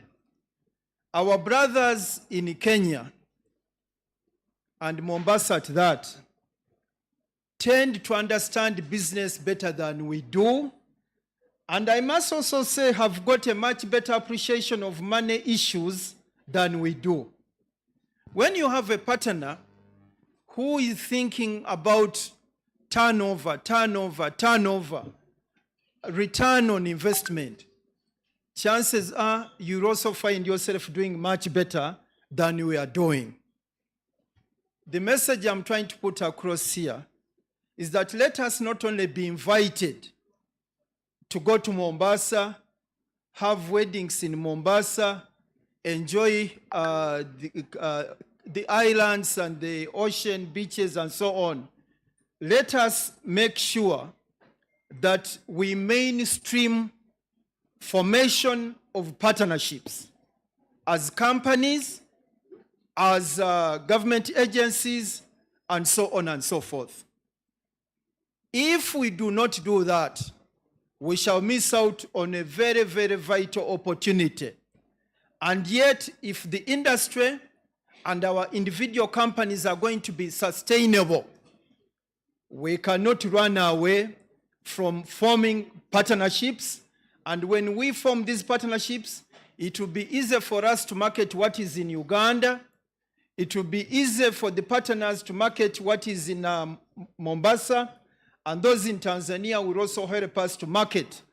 Because this thing of regional integration cannot just remain a political statement. It must be seen to be working on the ground. And I thought I needed to bring that one out.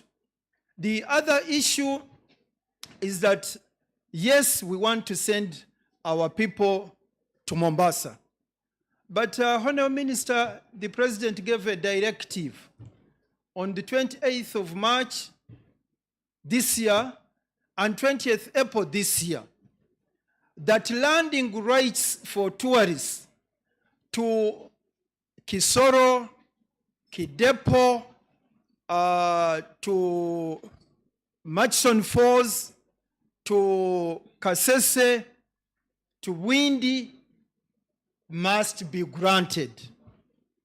Must be granted. Now, it is now not just an issue of talking about flying to Mombasa. From Mombasa, you can also fly to Kidepo.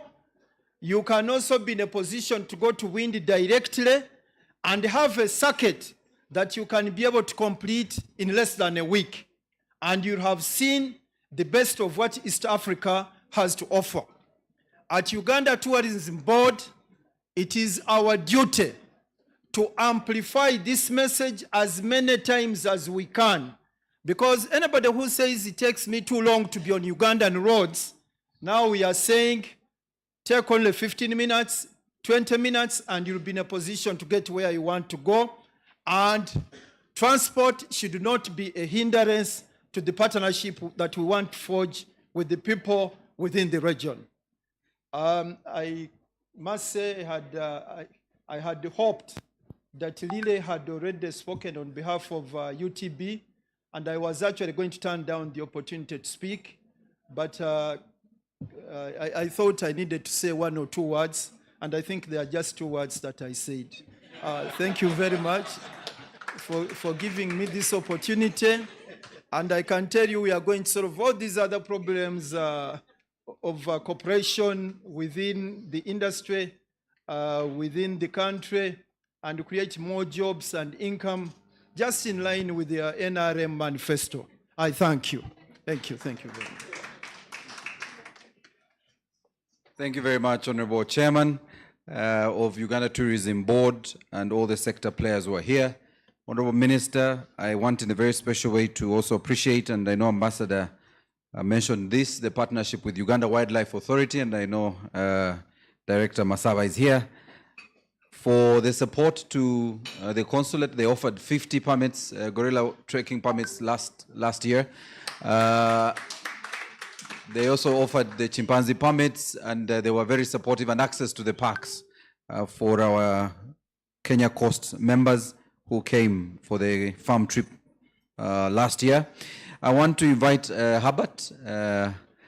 Herbert is our president of the Uganda Tourism Association. Herbert, you'll keep it short because I want us to ensure that the minister is not here until late because he has another activity, but he wanted to listen to all of us before he departs. So we'll need to manage the time. Herbert? Thank you, Morris. Honorable Minister of Tourism, Wildlife and Antiquities, Honorable Mugara, we're happy to receive you. The Minister of Foreign Affairs, who was here earlier, the ambassadors here, board members of PSFU and the CEO who just walked out, Uganda Wildlife Authority, we appreciate all you are doing, Uganda Tourism Board, my colleagues from Ohoa, Tugata, Usaga, Ukota, Oto who are here, members of the media from Kenya and Uganda. I am here to do a few things. One is to thank you for being with us in this journey of establishing collaborations between the two countries. I want to begin by thanking the Minister of Foreign Affairs from the bottom of my heart, notably the Ambassador of the consulate in Kenya with the team. Give them a clap. From nowhere, we bridge the gaps between us and Kenya. I want to report to the Honorable Minister that the collaboration has started. We have had engagements between us and Kenya. Otto is already discussing with Kenya, 2 operators. We are in collaboration with the Kenya Coastal Tourism Association. So these things are not just for statements, but we are doing some good work. Uganda Safari Guide Association has been already in meetings with Kenya Tourist Guide Associations as a result of this collaboration, and this is doing very well. So I want to thank you, the Minister, for your continuous support, and notably Uganda Wildlife Authority, like I have said, for allowing us to go to the parks and be able to conduct these activities, bring our colleagues from Kenya to come and enjoy the country. It would have been very, very expensive. It would have been expensive. Mr. Masa, we thank you and allowing Dorcas to attend our meetings. She's been very instrumental, and we really appreciate that. I want to thank UHOA. Like the ambassador said earlier, if we didn't have UHOA members with a strong chairperson, Mrs. Mwezi, she's very strong. With Jean, you see her, this lady you see there, we just make a phone call at the last minute. We're able to get accommodation for all those people. We really thank you very much for the good job. You carry the whole sector. I want to thank Utugata members. You know, when we were here, Honorable Minister, at the end of the farm trip, some other 2 operators from Kenya cancelled their trips.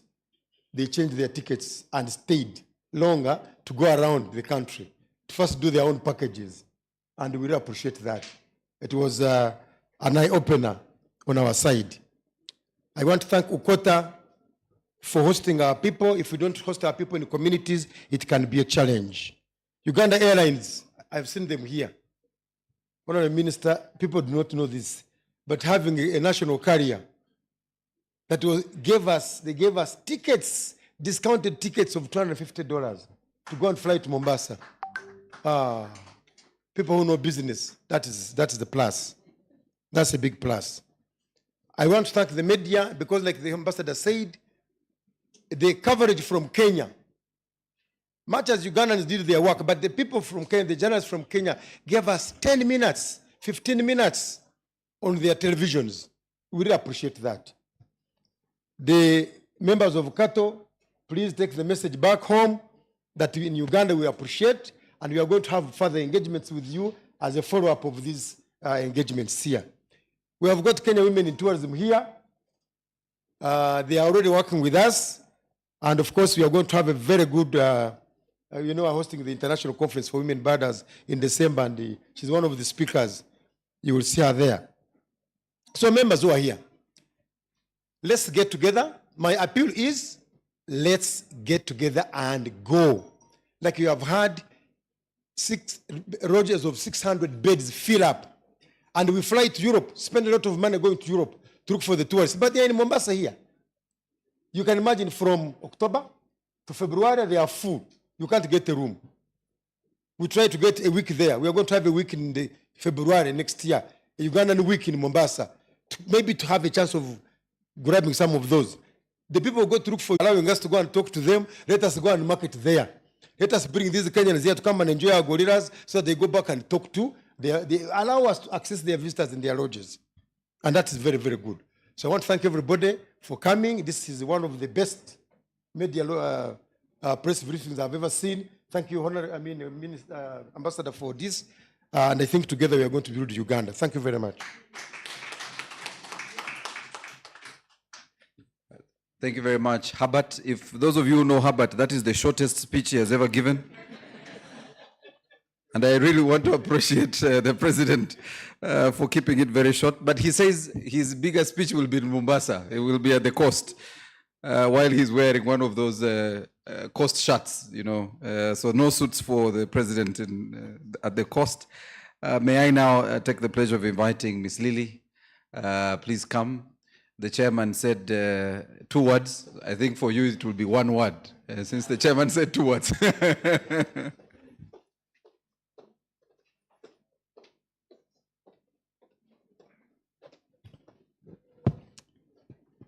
The Honorable Ministers, Your Excellencies, all protocol observed, distinguished ladies and gentlemen, I have only 1 word to say.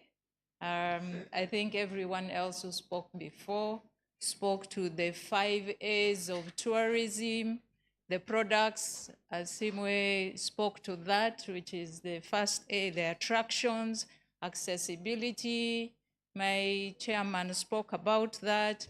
We are talking about accommodation, the amenities, the media is here, we are creating awareness.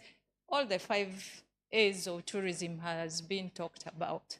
But I just want to say one thing, to thank the ambassador, the Ministry of Foreign Affairs, of course, with our leadership from the Ministry of Tourism, our board, and the private sector, that we are all here to cooperate. And we will all grow and be better in whatever we are doing when we cooperate. And this is a very good initiative here, that we are all here together.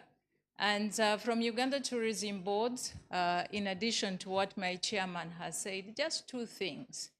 One, we are in cooperation with the other tourism boards within the region, and we will be able to reveal some of the strategies and plans that are ongoing, but we need to work together. We have already the East African visa, single visa, but we need to do more.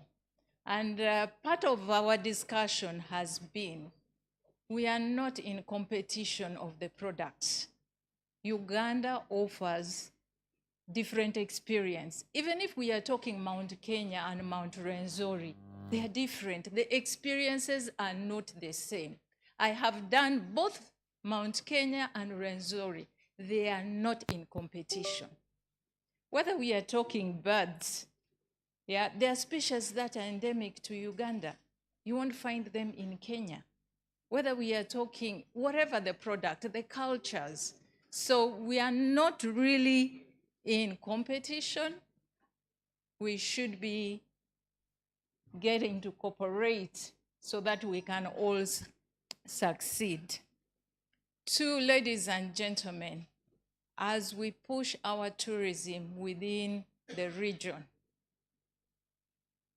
yes, Kenya is a big market for Uganda's tourism, but beyond the region, beyond our domestic and regional market, the international market, the trends are changing. It is sustainable tourism. We cannot ignore what is going on with the climate change, the environmental issues we are dealing with. The international tourists beyond the regional market want to hear, want to see package that takes care of sustainability.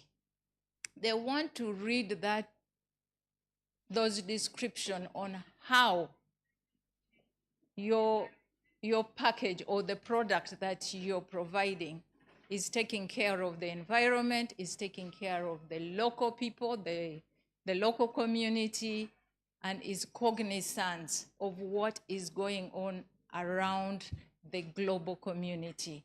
So just with those 2, I would one more time want to reiterate the commitment of Uganda Tourism Board in supporting the Uganda-Kenya, the 2nd Uganda-Kenya Coast Tourism Conference, the Excursion and the farm trip of 2023. Ambassador will be with you, and we'll make sure that it is building on the success of last year and next year will even be bigger. So thank you all. And I say this for God and my country. Thank you very much, Lily.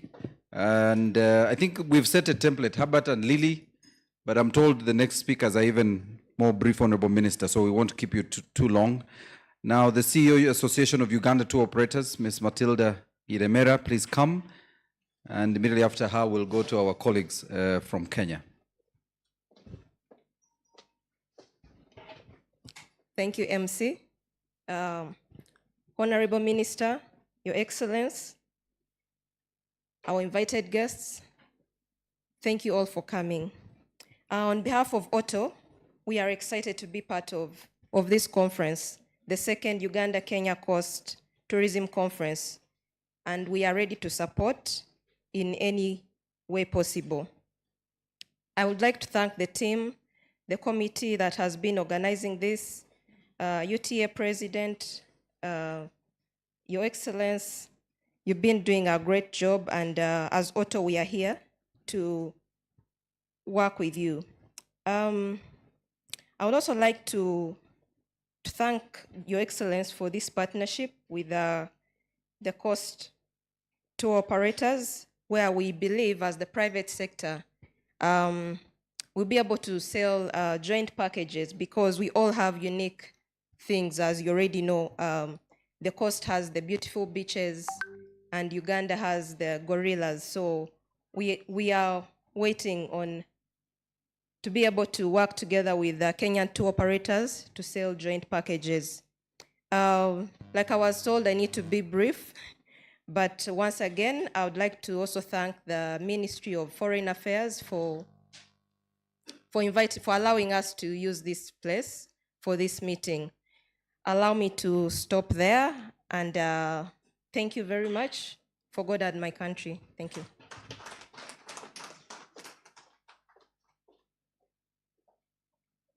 Now, I think Matilda has even set the better template. That will be difficult to follow. I hope we can. I'll request a representative from the Kenya Coast Tourism Association, Ms. Chamia Munyoki Janet, to come and address us. Ugandans, can we give her the Ugandan spirit? She's representing our colleagues from Kenya. Thank you. Good morning, everyone. Yes, my name's Janet Chamia. I'm the chairperson of the Kenya Association of Women in Tourism in Mombasa chapter. I serve in the board of Kenya Coast Tourism Association, and I'm also the vice president, SCAL Kenya Coast. Thank you. Yes, I would like to take this opportunity to recognize the presence of the Minister of Tourism Wildlife, Bahinduka Mugara Martin. Sorry if I pronounce them not good, forgive me. The Kenya High Commissioner to Uganda, Major George Owino, Consul General Ambassador Paul Mokumbia, Chairperson Tourism Board, Honorable Daudi Magereko, and very many other CEOs that are presented here. The UTA President Herbert Bayaruhanga. Yes. Now, the Kenya Coast Tourist Association and the whole tourism fraternity from Kenya are delighted to collaborate with the Consul General Uganda Consulate in organizing the second edition of Uganda-Kenya Coast Tourism and the farm trips slotted for November 2023. The conference will further expand the regional tourism market opportunity for both players from the two countries, since we enjoy mutual understanding and a peaceful coexistence. As Kenya Coast, Uganda is one of our major trading partners, and a tourism source market, which is made easy by the fact that there is free border crossing by either by the road or air. I know you all know you can cross to Kenya, using the borders even.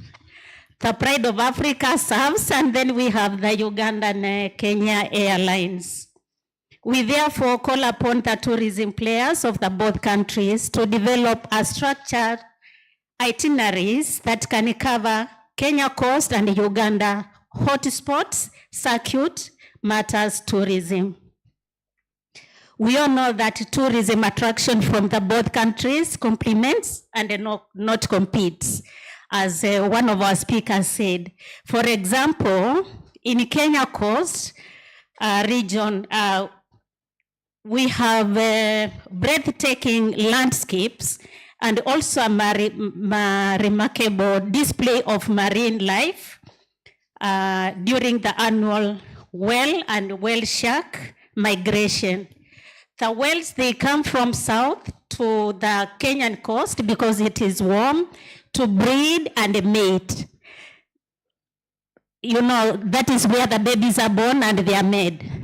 And then after the south becomes a bit warmer, then they start the journey back again to the cold waters. And this natural event has drawn travelers from around the world to witness these majestic creatures as they navigate the Indian Ocean waters. I have a lot to talk about the Kenya coast. As you know, Kenya Coast Tourist Association covers about 5 counties in coast. So I'll start with Diani. Am I okay? You can hear me? At Diani, we have one of the best voted sand beach hotels in Africa, which is a haven for sun and water sports seekers. Here you can find luxurious 5-star beach hotels and a restaurant that cater cuisines from across the globe, plus the costly delicacies of seafood, like the octopus. The people who came last time, like the ambassador, he can tell you the experience of eating octopus. Maybe that one you can ask him later. That is in Diani, which is in South Coast. In Mombasa hub, we have the Fort Jesus, which was built between the 1953 to 1596, which is the 16th century, which holds a significant connection to the dark days of a slave trade. Here, our forefathers were kept before being shipped to the outside world. The fort also served as a defensive stronghold and a hub for trade. Exploring the fort corridors and chambers sometimes gives you some chilling feelings because it's a reminder of the inhuman suffering that our forefathers went through. A bit of Fort Jesus, we had some other civilization that came in between. We had the Oman Arabs that came and overpowered the Portuguese who built it in 1968 to 98, but later, led by the Sultan bin Saaf, and later the Portuguese recaptured up to the 1728 with the help of the Swahili states. We have Lamu. Lamu is known for the cultural festival celebrations, which is a historical town, having these cultural festivals for a very long time. It provides a vibrant showcase of traditional dances, art and crafts, which are very unique and famous worldwide. Within the North Coast, we have the Arabuko Sokoke, which has over 250 species of birds. I can see Albert laughing at me. including the globally, threatened species like the Sokoke scorps all. You cannot find it here. It's only found in Kenya. And the Clark's weaver birds, plus very many other different birds. And it's also a host of butterflies. We have a lot of butterflies for the butterflies watchers. And some other species of birds who do the long distance. Sometimes they land at Mida Creek to replenish and rest before they depart for Europe. At Taita, which is also one of our county, we have the famous Kenyatta Caves, where our nation's founding fathers, Jomo Kenyatta, Milton Obote, Julius Nyerere, took refuge from the British rule as they formed East African Community in 1948. In a nutshell, Kenya is a host or a cosmopolitan region having influences from British rule. We have also French people, German, Dutch, Asia, Portuguese, and Italians, and very many other nationalities from other countries. And as one of the speakers said, sport tourism is also a key contributor to our economy. We have one of the best golf courses in East and Central Africa, Vipingo Ridge, which can also be taken into the packages that people are developing to experience. And we have also very many other golf courses like Nyali and Mombasa at the Kenya coast. As well, we know that Uganda has the biggest coverage of mountain gorillas and the chimpanzees. Kenya doesn't have these packages, so it can be worked in a way that whatever is unique for Kenya and for Uganda can be put together to complement one another. And sorry, am I taking too long?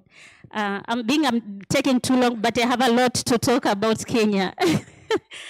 Okay, finally, and not the least, I would like to take this opportunity to express my sincere gratitude towards the organizing committee led by the Consul General Ambassador Pauliam Kimbia in Mombasa, and the tourism and business stakeholders, that is the hotel keepers, Kata, led by the Kenya Tourist Association, and the government of Kwale organizing this sustainable and successful conference. Thank you. Asante sana. I'm sorry, I had to rush you. We are managing our minister's time. As you may be aware, there's a couple of conflicting events happening, and I know the minister has to run to another event. But I know the next speaker. She manages the biggest facilities in this country. And so, Jean, I know you never speak for too long. So, ladies and gentlemen, I'm inviting the CEO Uganda Hotel Owners Association, Ms. Jean Byamjisha, to say hello. Thank you, Maurice. The Honorable Minister, thank you so much for always supporting us. Your Excellency, as one of the people who had the most fun in last year's event, I want to promise that was just a test of what is going to come again this year. And I want to encourage everybody who did not join us last year. You really missed a lot, and we are really looking forward to having you. Thank you, Juliet, also for hosting us. You were an amazing host, and we really had a good time. And I can assure you that as UHOA, we are bringing a much bigger delegation. Thank you so much. Thank you, Excellency. Thank you, Jean. And those of you who may want to understand the beauty of the cost, again, talk to Jean. She will explain to you how lovely the cost was. She needed 2 days off when she returned from the coast. So my next speaker is somebody who has fallen in love with this country called Uganda, but she's from Kenya. Ms. Solanki, Monica Agnes, please come, representing the Kenya Association of Tour Operators. Please come and speak. I'll find it difficult to manage your time because you're very passionate about what you speak. But I need to invite Ua before, so please come. Thank you. Thank you, Honorable Minister, Ambassador, asante sana, Juliet. All protocols observed. I don't want to waste a lot of time. I've been in a lot of parts of Uganda. I've seen Siva, Murchison Falls, Kidepo, the hidden gem of Pearl of Africa. I've been in Jinja. I've done the water rafting. I've been in Chibale, last trip in Bwini, Ndere Center of Corn. And we have to not to forget there's a lot to say about the shrine just here next door. There's a big potential you have to take out. In both Kenyan, if you cannot sell what you have not experienced. So I urge every Ugandan tour operator, hotelier to come and see what is there, experience it on the next trip, Uganda-Kenya in November. Also at the same time for us to sell Uganda, thank you for giving us the chance last time and even the one who's coming now, and I have done it in 2017. I was here with Pearl of Africa when Edwin, I think, was the CEO UTB, or was it already Steve? I'm not very sure. But there is a lot of potential. But to sell something, it is easy when you know the product. If I know what it is, I can sell it, and I can sell it with a commitment. I also request to my partners in Uganda, give me some good itineraries with costings for foreigners from Europe, but also for my Kenyans. There are a lot of Kenyans, they think they have to pay the same $800 for the permit than the Mzungu coming from Europe or from the US. So you need to work out some costings and give us so we are able to sell it. For the tour operators who are selling the beach in Uganda, I would urge you to look for the KHC website, Kenya Hotel Keepers, and contact the hotels which you prefer to sell and get your rates from there so you can sell it easy. It's easier and you're sure you're with the right hotel keepers. Connectivity, I want to thank you, Uganda Airways. Of course, the direct flight we used last time was very good connection. I remember 2017, it was a whole safari coming from Mombasa to Entebbe and then to Kampala. We didn't have a diversion that time, so we ended up in the jam we know from Nairobi. We never knew in Kampala we have it, but now the new diversion, it is very easy, and we appreciate that the road infrastructure has really improved since then. And also I was just informed by our Kenyan that we are getting a direct flight, also Kenya Airways. So there is a lot of potential and there's a lot of connectivity. Without connectivity, it's difficult to sell. I think that was one of the parts to do. And it is very easy to sell. Ugandans, beaches, Diani, you must come and enjoy it. Ask your sister here. She can tell you more about that. And also we don't have that as well. We have the Savo East. Just go on Netflix and Google the Obama Natural and look at the Savo. It is amazing. Savo East is about 11,000 square kilometers, Savo West 9,000. That is 21,000 square kilometers. It's only 100 kilometers from Mombasa. And there are a lot of also private sanctuaries aside of it. So there is a lot of potential you can do. We have a lot of birds there, Herman. You have to, Herbert, sorry. You have to come with your teams there. Don't take them only around. We have also birds in Kenya. So you need to make that. And we need to work together. We need professionals to work together so we know our counterparts. That was one hindrance. We did not know who is the right partner in Uganda, and I think the same is for Ugandans. They did not know who is the right partners. But now if you look for the Uganda tour operators, I know I'm in safe hands. If Uganda looks for the Kenya Association of Tour Operators, they are sure anybody is a member there is safe hands. They are bonded by the Kato bondship. I hope you will get it soon as well. You go to there. So we are sure we are working together with serious people. I think that is all we needed to say. Yes, I think that is all.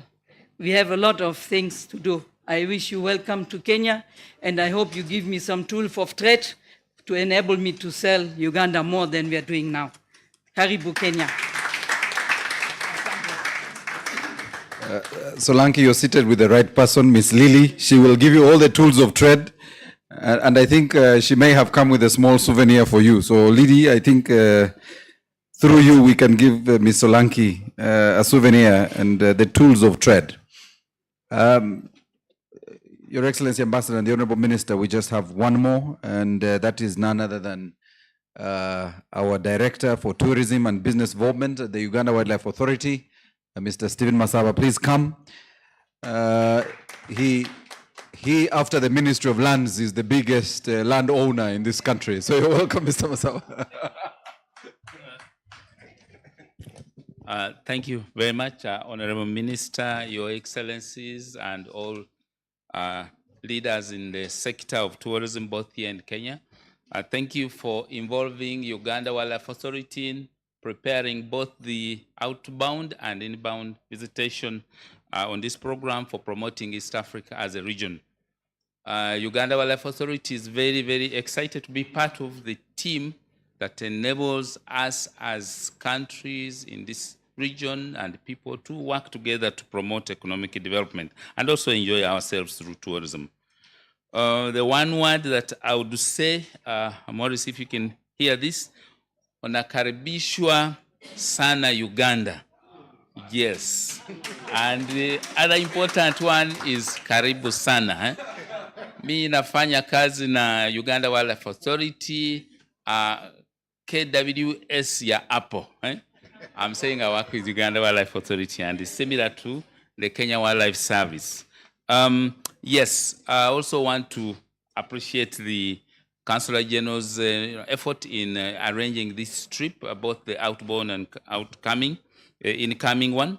We are happy to offer the same, what we offered. Even if you want more, we are ready, because really, these resources we conserve for people to enjoy, and not only people of Uganda, but also for the whole world. So we are happy to expose our resources that we protect so that people around the world can see and expose. Notably, if you have not been to Queen of Late, if our visitors come, of late we can arrange for lions to come and meet you on the road. And there is, yes, we can arrange. When these visitors come, we'll order them to come to those cars in the road in Kasenyi. This is happening now. I'm sure you have seen a few videos where people can easily see lions on the road, and it's a very good experience, but we control and manage so that people can have fun. That is okay. We'll also wish to introduce another side of the Uganda that you may not have seen. You may have stopped at the source of the Nile, but go there is Mount Elgon National Park, and that is near the Vagisu. There's a very strong culture over there. You may experience and see some of that. But when you climb up to Wagagai, you can even see some of our relatives in Kisumu and Nakuru, and you can even call them. So we'll want to see that you also experience that side. And when you go up to Kidepo National Park, that is where the Karamojongs are, like the Maasai of Kenya. We share the same culture, very good culture and very beautiful landscape. We think that our visitors should also be shown that side of the world.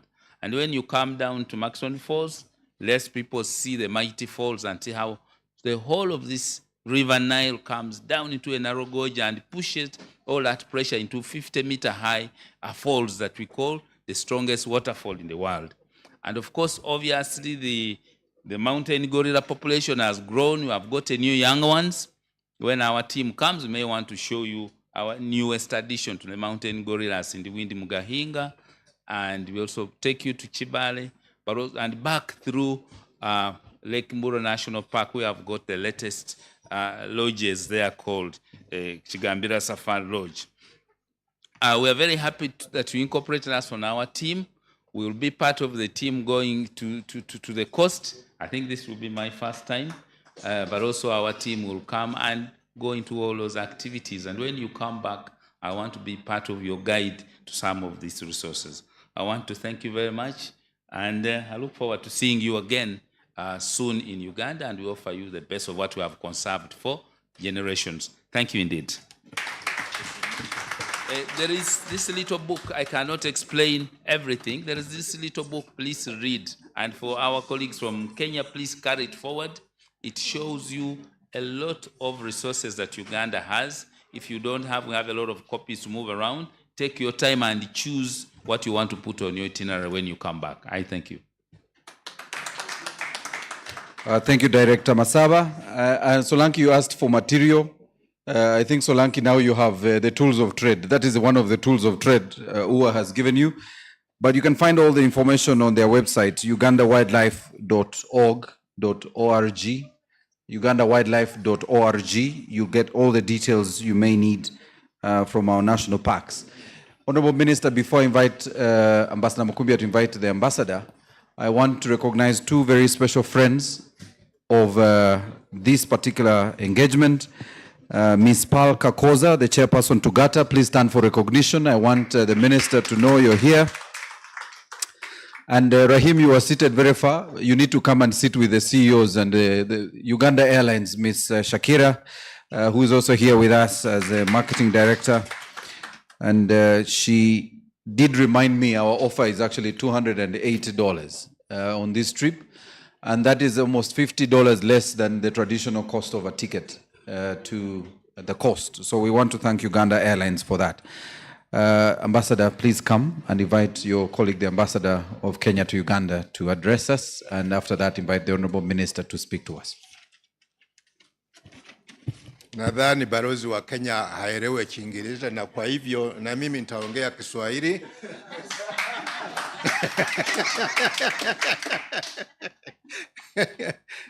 Meja Jenerali Jojo Wino, balozi wa Kenya hapa Uganda, na kukaribisha hapa uongee na wageni wetu, na asante sana for having accepted our invitation to be here.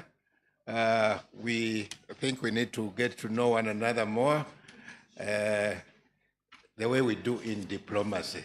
Thank you very much. Karibu balozi wa Kenya. I think I'm doing better than Morris. Asante sana balozi. Unajua umekuwa Mombasa, kwa hivyo Kiswahili chako ni cha Mombasa.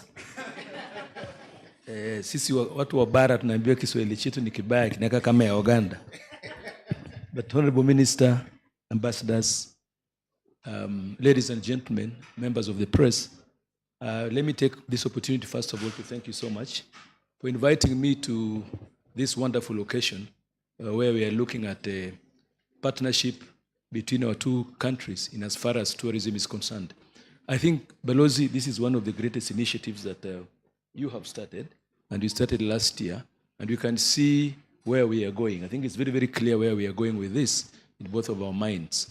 You have had the statistics in terms of exchange of tourists between Kenya and Uganda. People don't know about it, but that is the case. And there are many, many other exchanges and many other things that are going to happen if we keep up with this.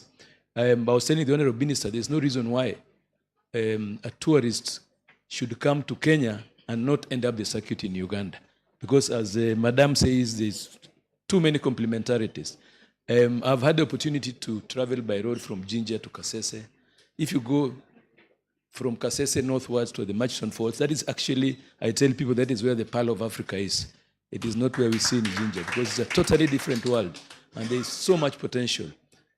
So when I compare with what you think is so big in Kenya, the potential here is so big, and I think we need to synergize this. And the way to synergize this is when we have this kind of two groups working now together as one community of promoting tourism, not only in Kenya and Uganda, but in the wider East African region.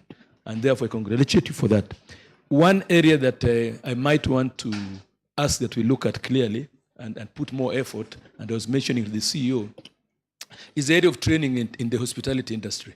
I think it's a software for tourism, so that when a tourist comes to a hotel, the service that they get is high-class service, cutting-edge service. And I think Kenya has an edge over that, and we can cooperate on that and help in the training of hoteliers and generally the spectrum of those working in the hotel industry. So asanteni sana, and I wish you all the best. God willing, we'll see each other in Mombasa. Asante.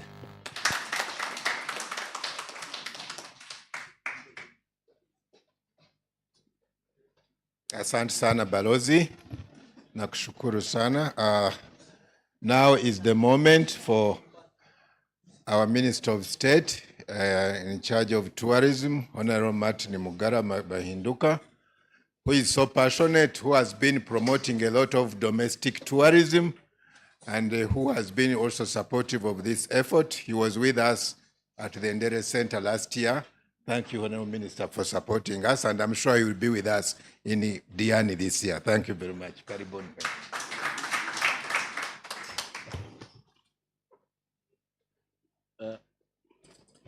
Your Excellency, our High Commissioner to Kenya, our consular. I am bad at the foreign affairs terminologies, but Your Excellencies, all the representatives of our hosts here, Minister of Foreign Affairs, the Minister of Tourism, all of you are introduced, the private sector, both from the Ugandan side and the Kenyan side. First of all, I want to thank this initiative taken by Foreign Affairs, of course, with the lead Ambassador Mukumbia here with us. I think let's clap for Foreign Affairs. See, and this is very interesting. I'm sorry I came in a bit late. I'm usually punctual, but today I was challenged by Foreign Affairs because I knew I should come like maybe at 10:30 or maybe, but I was surprised. So Foreign Affairs is also business unusual, which is very good. So I want to thank Foreign Affairs for this initiative, and of course, Your Excellency, Foreign Affairs is our representative in any place where we have a presence.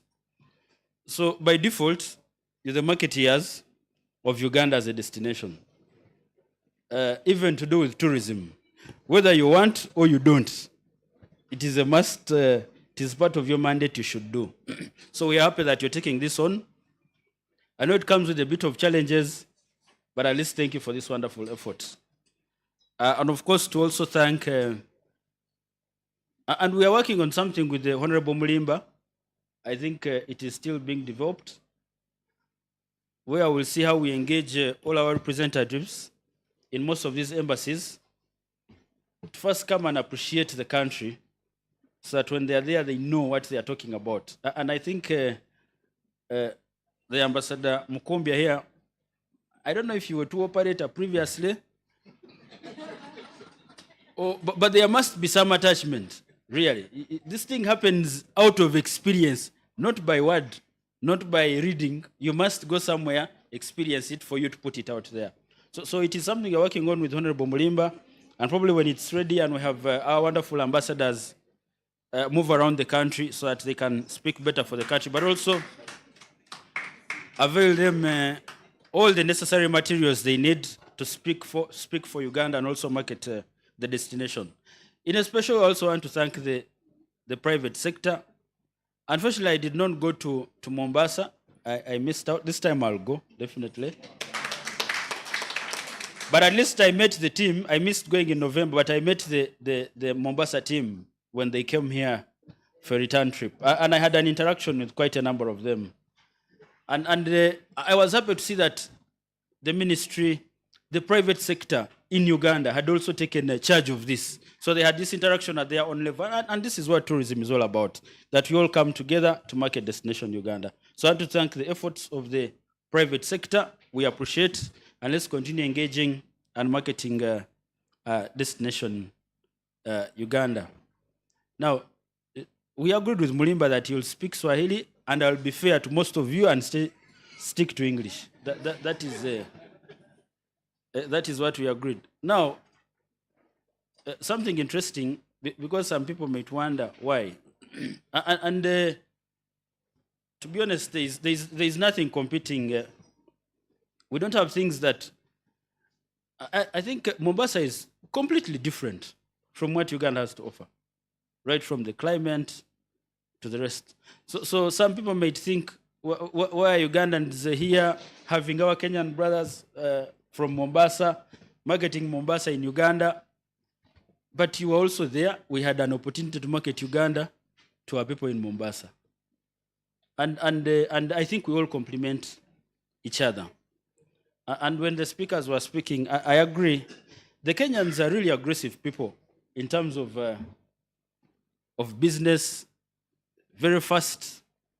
The Ugandans a bit laid back, but that's why I'm saying we all complement each other.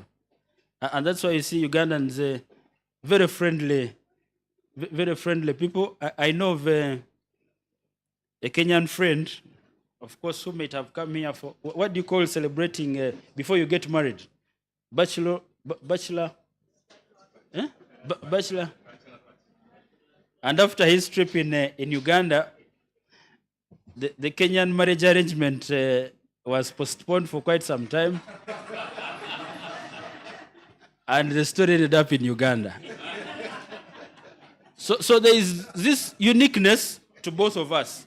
The friendliness, the laid backwardness, the character of the Ugandan that is so welcoming that will complement the Kenyan person. So you make a lot of money, spend quite an amount here. So that, and if you look at the statistics that were being given, indeed, we have so many Kenyans. Kenya is our #1 source market, and we get so many visitors from Kenya. But most of them don't necessarily participate in the leisure tourism. Most of them come to do business, visit relatives, and that's why this partnership is key. So that we interest them, when you come to Uganda, stay a little bit longer, spend money, and enjoy what Uganda has to offer as well.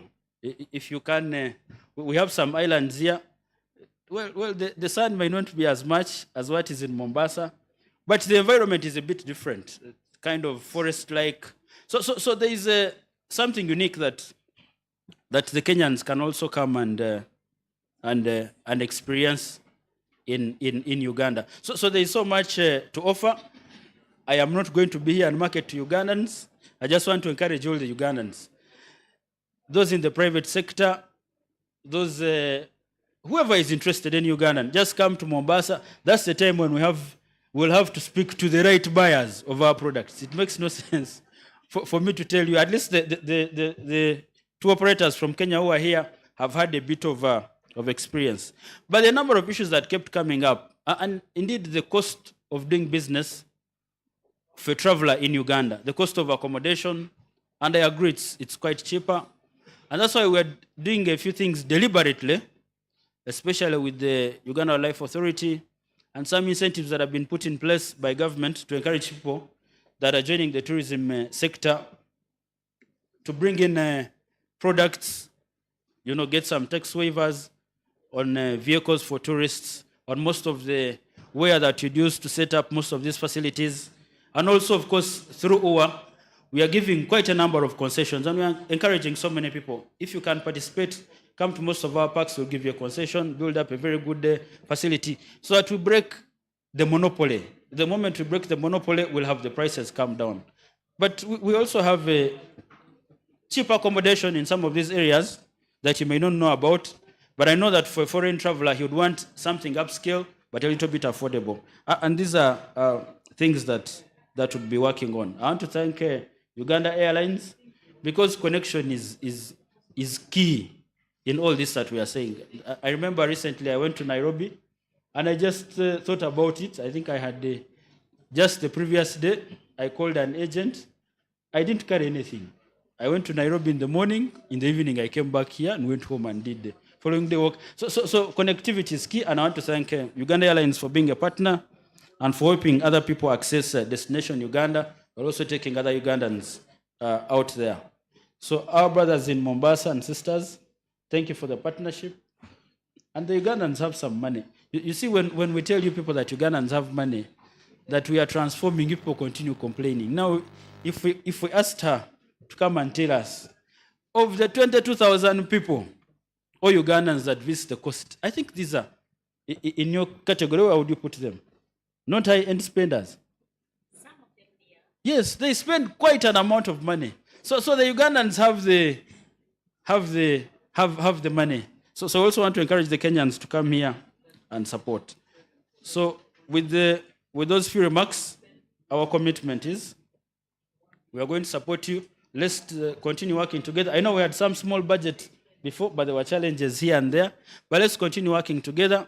Let's continue this partnership so to grow our numbers, and let's open up East Africa to all the East African people. Thank you so much. It is now my honor to close. No, to continue our engagements. Hope to see you in November. Was it $280? $208. $280 on Uganda Airlines. 200 for a return ticket, which is very good. Yes. $280 for, those are like 2 bottles of some expensive whiskey in a bar that a Ugandan can enjoy with ease. Yes. So come, let's be there and tell the Kenyans what Uganda has to offer. Thank you so much, and I want to thank Foreign Affairs for this initiative. Thank you.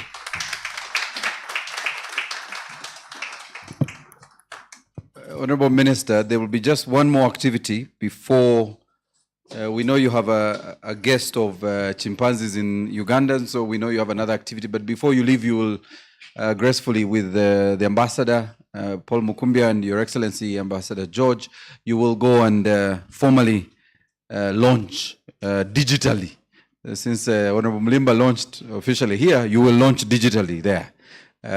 So I'll ask Ambassador Mlimba and the Kenya High Commissioner to Uganda, Ambassador Major George, to go with you, and you digitally launch the timer. And again, I really want the stakeholders to know that the platform for registration will close early, and I think I'm being told around the 15th of November, the platform will close because we need to make the necessary bookings. So mid-October, the platform will close, and so Tugata and all your stakeholders, you need to be in the system by the 15th of October, because Uganda Airlines will be closing the offer they have after that. So, Honorable Ambassador, please guide our minister and your colleague and our partners. Please, Herbert and our team from the Kenya Coast Tourism Association, Solanki from the Association of Operators, Kato, and of course, Miss Lily, our custodian for tourism, to join the minister as he officially and digitally launches this second Uganda-Kenya Coast Tourism Conference, Excursion, and Farm Trip. All right? So, Juliet, are we ready? The minister is being given the protocols, how he will digitally launch. And we shall have a countdown. And Juliet, you let me know as soon as you want to do it, and the minister is ready to set us off and kickstart the registration process that will happen digitally. Again, please follow the handle at UGKE Tourism Conference. It's available on Twitter. Please follow, retweet, tweet, and share. That conversation is already ongoing, and share the live stream that happened today, the official media launch, and you'll get all the information on that platform and many other platforms, including the Ministry of Foreign Affairs. So we will count down. Juliet, we are good? All right. And in 5, there are protocols to these things, so we have to be able to manage them. Okay? And the team, the technical team is handling this. All right. So we are ready? Okay. Please note that registration will officially start immediately after this launch. And you need to ask all the stakeholders who want to be part of this second Uganda-Kenya Coast Tourism Conference to register online so that their registration can be picked up by the Secretariat for both transportation and accommodation purposes. And that will be very important. But also to know the key stakeholders that will be with us in Mombasa, in Kwale, and Diani, that will be hosting this second Uganda-Kenya Coast Tourism Conference. We are running through 1 or 2 protocols for this, and then we should be able to be ready, because the registration portal is online, and we request immediately after this that you're able to log in, and we'll share on all the social media platforms, including the active WhatsApp groups for all the partners, UTA, and of course, Kato. Thank you very much, Honorable Minister, for officially commissioning this excursion and farm trip. We thank you, Honorable Minister. And please now, ladies and gentlemen, ask your colleagues and friends to register. I'll ask all the other stakeholders to return. Herbert, Solanki, you can return to your seats. Members of the press, this will be your opportunity to ask all the questions, and I know a lot of you may have one or two questions. But as the Honorable Minister and the Ambassador make their way, all the other stakeholders will stay with us. In case members of the press, you have some questions, the Honorable Minister is leaving, and so Moses and Juliet, please handle the Honorable Minister. He will be departing. And members of the press, if you want to get a quick interview with the Minister and the Ambassador, that is allowed. But you can also stay with us because the other technical people will be here with us and they will be taking questions from you. So we thank you, Honorable Minister, for joining us, and we appreciate your time with us. But members of the press, please do stay with us. The Ambassador and UTA plus our Kenya Coast Tourism Association members are here to take questions.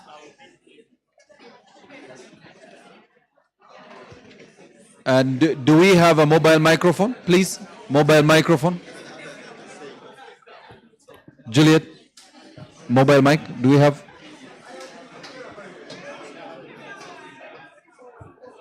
Q&A. Technical team, do we have a microphone, a mobile microphone? Fahad, no? All right. So members of the press, can I give this a minute so that if you have members of the press, if you have any questions, you can come forward. Our delegates have left, so you can come forward if you want. And if you have any specific questions.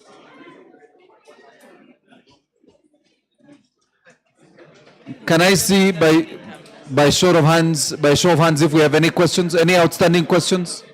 Please come, Malcolm. Any questions? Any other questions? All right, members of the press, we are starting our very, very short press conference. Honorable Ambassador, if you can get closer, I think there is nobody there. You can have the microphone. Malcolm, please come. You'll ask the question from here. Members of the press, this is our moment. We only have 5 minutes. Thank you, Maurice. Ambassador, Minister, protocol observed. My question is to do with, I don't know whether they are listening. My question is to do with the barriers to tourism services in the ESC region. And the first one, Madam Janet, the first one is, my question is related with trade barrier, no, rather tourism, barriers to tourism services in the region, and to do with the most expensive, and I'm disappointed, is Uganda Airlines still around? They're still around. The most expensive flight routes per seat in the world. The most expensive flight routes per seat in the world are happening in East Africa. If you have a price of a ticket to one East African country will take you, is more than twice for a price of a destination in Europe. So there were consultations between ministers in the East region on harmonizing bilateral aviation safety agreements that limit, or removing them, that limit tourism services, including flights and other things. All those are barriers to tourism services in the East African region.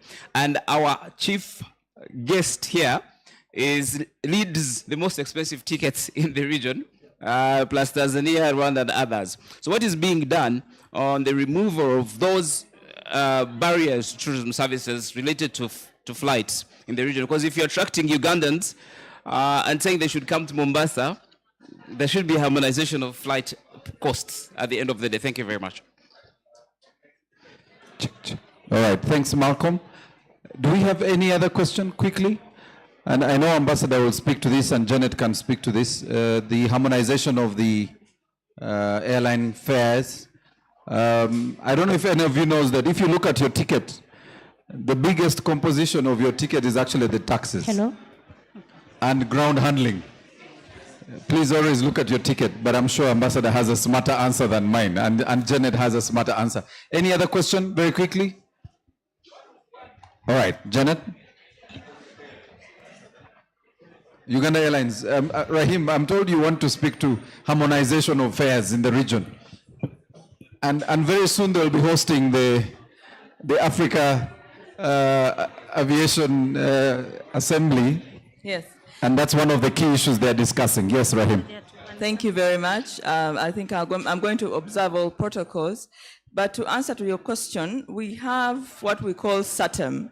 It's going to open the skies in Africa, and we hope those prices will drop. Through the African Airlines Association, we're trying to lobby for this because we know the interconnectivity is really, really, really low, because it's like 4% now, because the prices are up in the roof. Because to go to West Africa, you have to, rather to West Africa, you have to go to Middle East.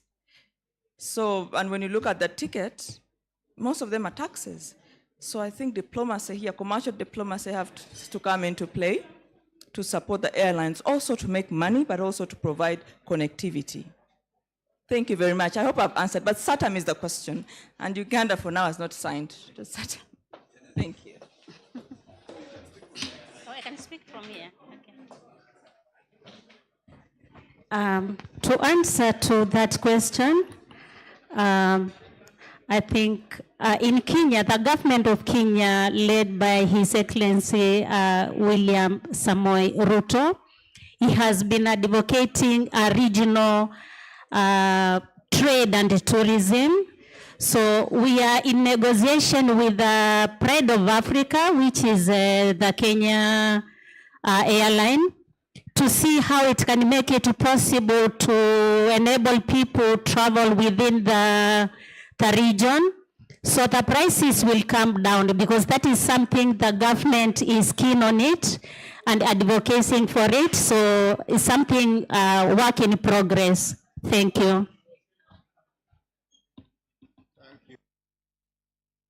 I wish the Ministry of Works were here to respond to this, but I think the biggest challenge we have in Africa, really, the cost of air travel is really prohibitive. And at some point, there are some people that were proposing that we need to look at air travel like a road, connecting point A to point B. It should not be looked at as a luxury.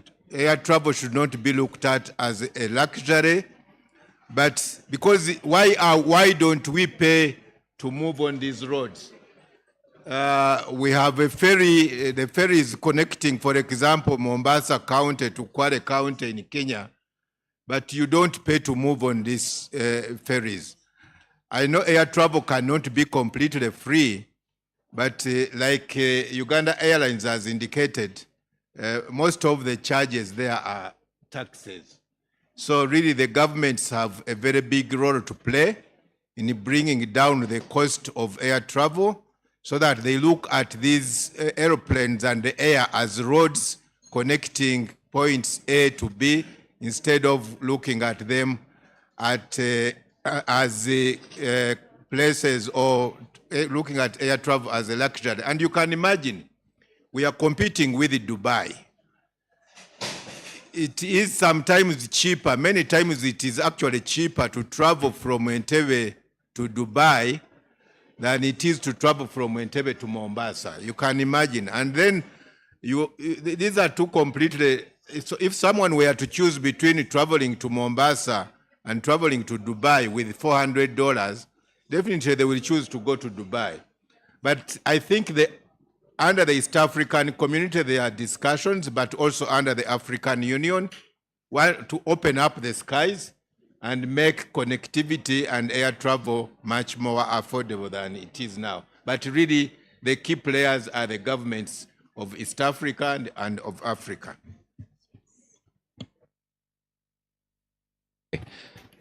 I guess there's not many questions. Any other question?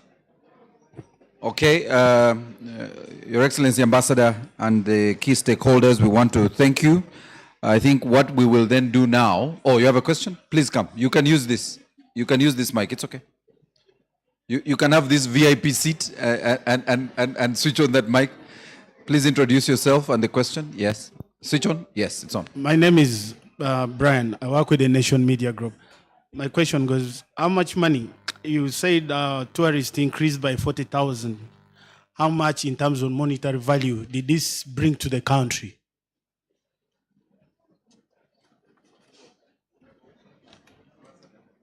All right. You know, Ambassador, we journalists, we like numbers. So usually the headline will state that 150,000 Ugandans last year visited Kenya, and 22,000 of those visited Mombasa, the Kenya coast. Now, we are wondering, you know, with the numbers that came in from the other way, the reverse, since Kenya is our #1 source market, how much money are we talking about? Is that your question? Yes, and projections maybe Yes. up to 2025. Yes. How many will probably visit? All right. I think that's a fair question. I'm not so sure it's. And I know the Minister of Finance was here. I am not sure if the Minister of Finance, the ministry still has someone here, but they had a representative. But Ambassador, you may have projections in terms of numbers, but not the figures. Yes. I can't talk about the value in terms of dollars or Uganda shillings, but the numbers have been growing, as we indicated. Last year, about 370,000 Kenyans visited Uganda. And as the Minister of State for Tourism indicated, of course, not all of them come in to visit our tourism sites. Many of them may come in for business, but we count all that as tourism.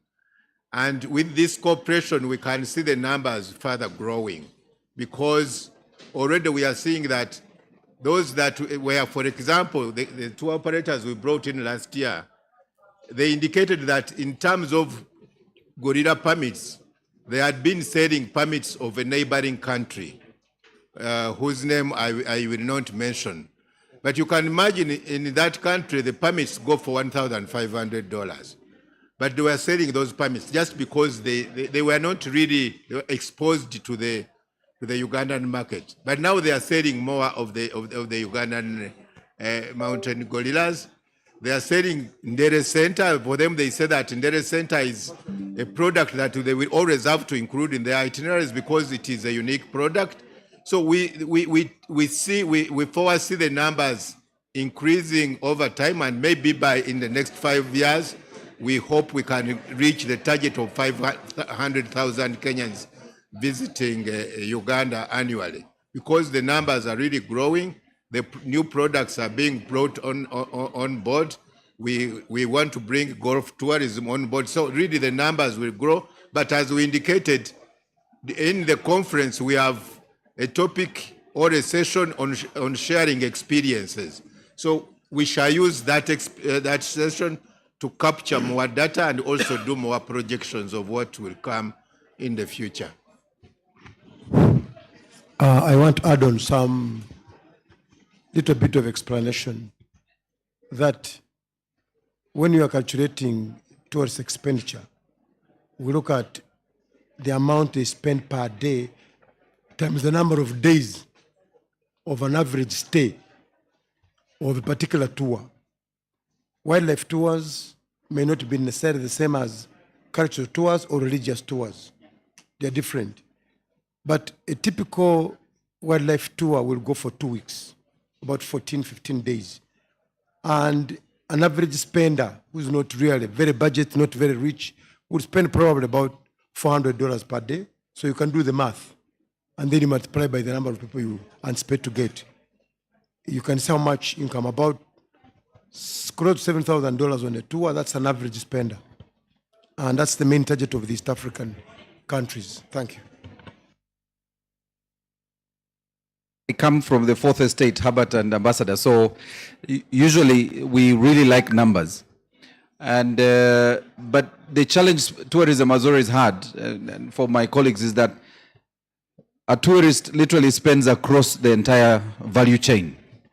Because the tourist is spending, if they're driving from Kenya, they are paying fuel.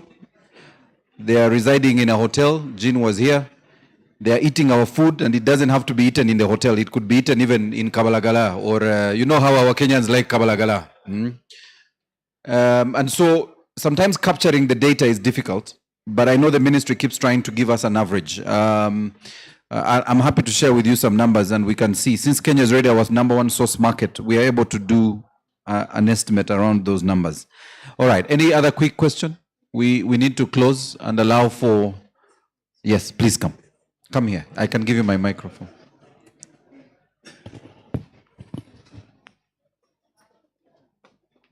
Okay, thank you.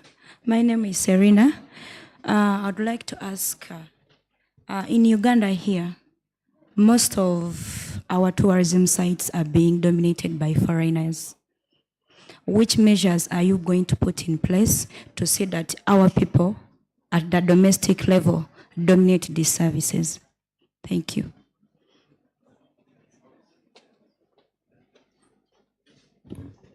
I think, Herbert, that's your question. The ambassador will not speak to that.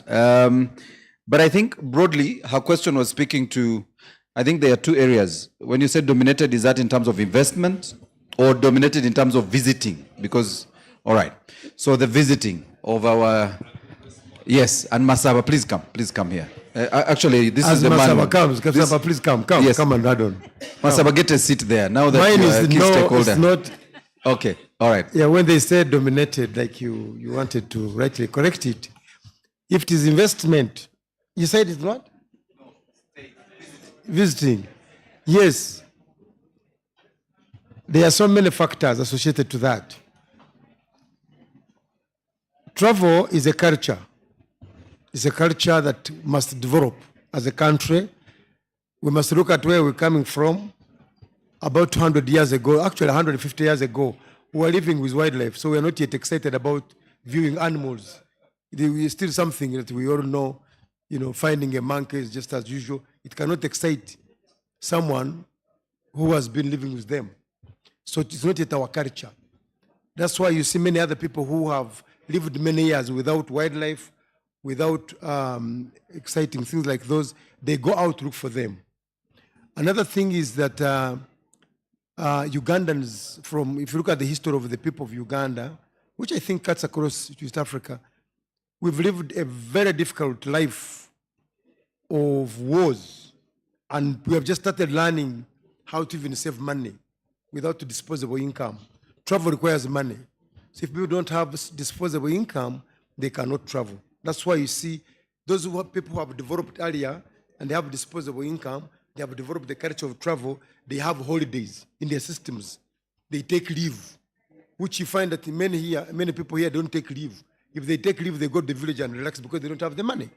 So that alone affects the numbers of the people going to be in the tourism areas. Mr. Masaba can add on because he's on the ground. He can tell you more about that.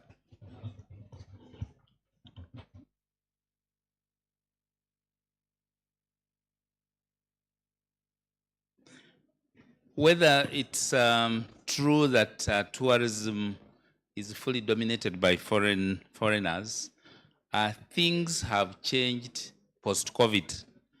I work in an environment, it's a nature environment, wildlife, and we see most of the tourism visitors come because of the nature and the environment we protect. Of course, they also come for other things, culture, education, and so on. But we are generally an ecotourism destination, and we have seen things change post-COVID.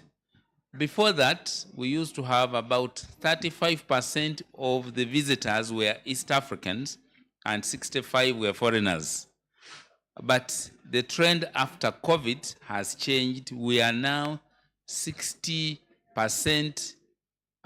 East Africans and 40% foreigners. And what have we done? One, we recognize that there is potential within the region to do so. And two, we have also adjusted for a long time prices of our people here to be the same for all our East African region. We are now 7 East African countries, and we charge the same price for all those products. Park entry, gorilla permits, and so on. If you're Kenyan, you're treated as an East African, and we charge the same rate. That is helping. But more importantly, for the local people, we are doing a lot of campaigns to open up information about these protected areas. I think you have seen the Honorable Minister going to explore West, explore East, explore North.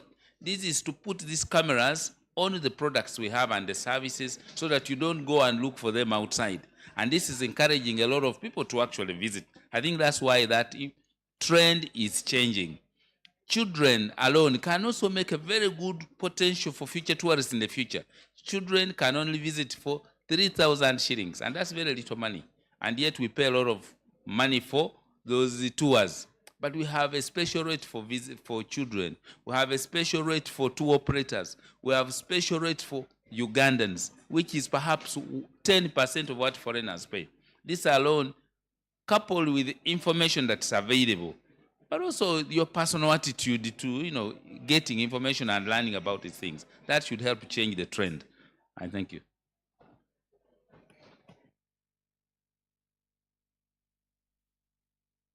I think that's it. I want to thank members of the Fourth Estate. Again, all the key stakeholders are still here, so in case you want a one-on-one engagement, I know some of our colleagues want to interview some of you, so you're welcome to engage them. As I said, a couple of things. One, our registration platform has been launched and is now available for all the stakeholders to register. Registration will close on the 15th of October, so that the necessary protocols are undertaken.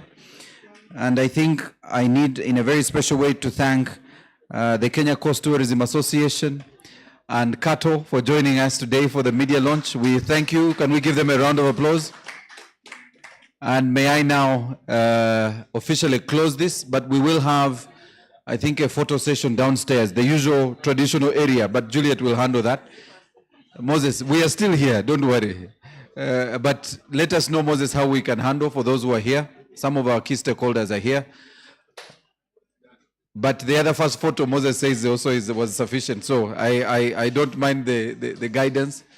But we want to thank all our stakeholders who are here, the private sector and members of the media, for joining us for this media launch. We thank you so much. And please stay in touch. The social media platforms are available. Please keep following the conversation. And if you need more information, get in touch with the Secretariat. Moses here from the Ministry of Foreign Affairs is available. Plus the Mombasa Consulate is also available for any information you need. And follow the social media platforms and reshare. And for our virtual audience, we want to thank you so much. We still have the Cancer Run this weekend. And Ministry of Foreign Affairs has kits. So in case you want to buy a kit, it's just 30,000. You can buy one on your way out to participate in the Cancer Run this Sunday at 7 a.m. Thank you very much. Good afternoon.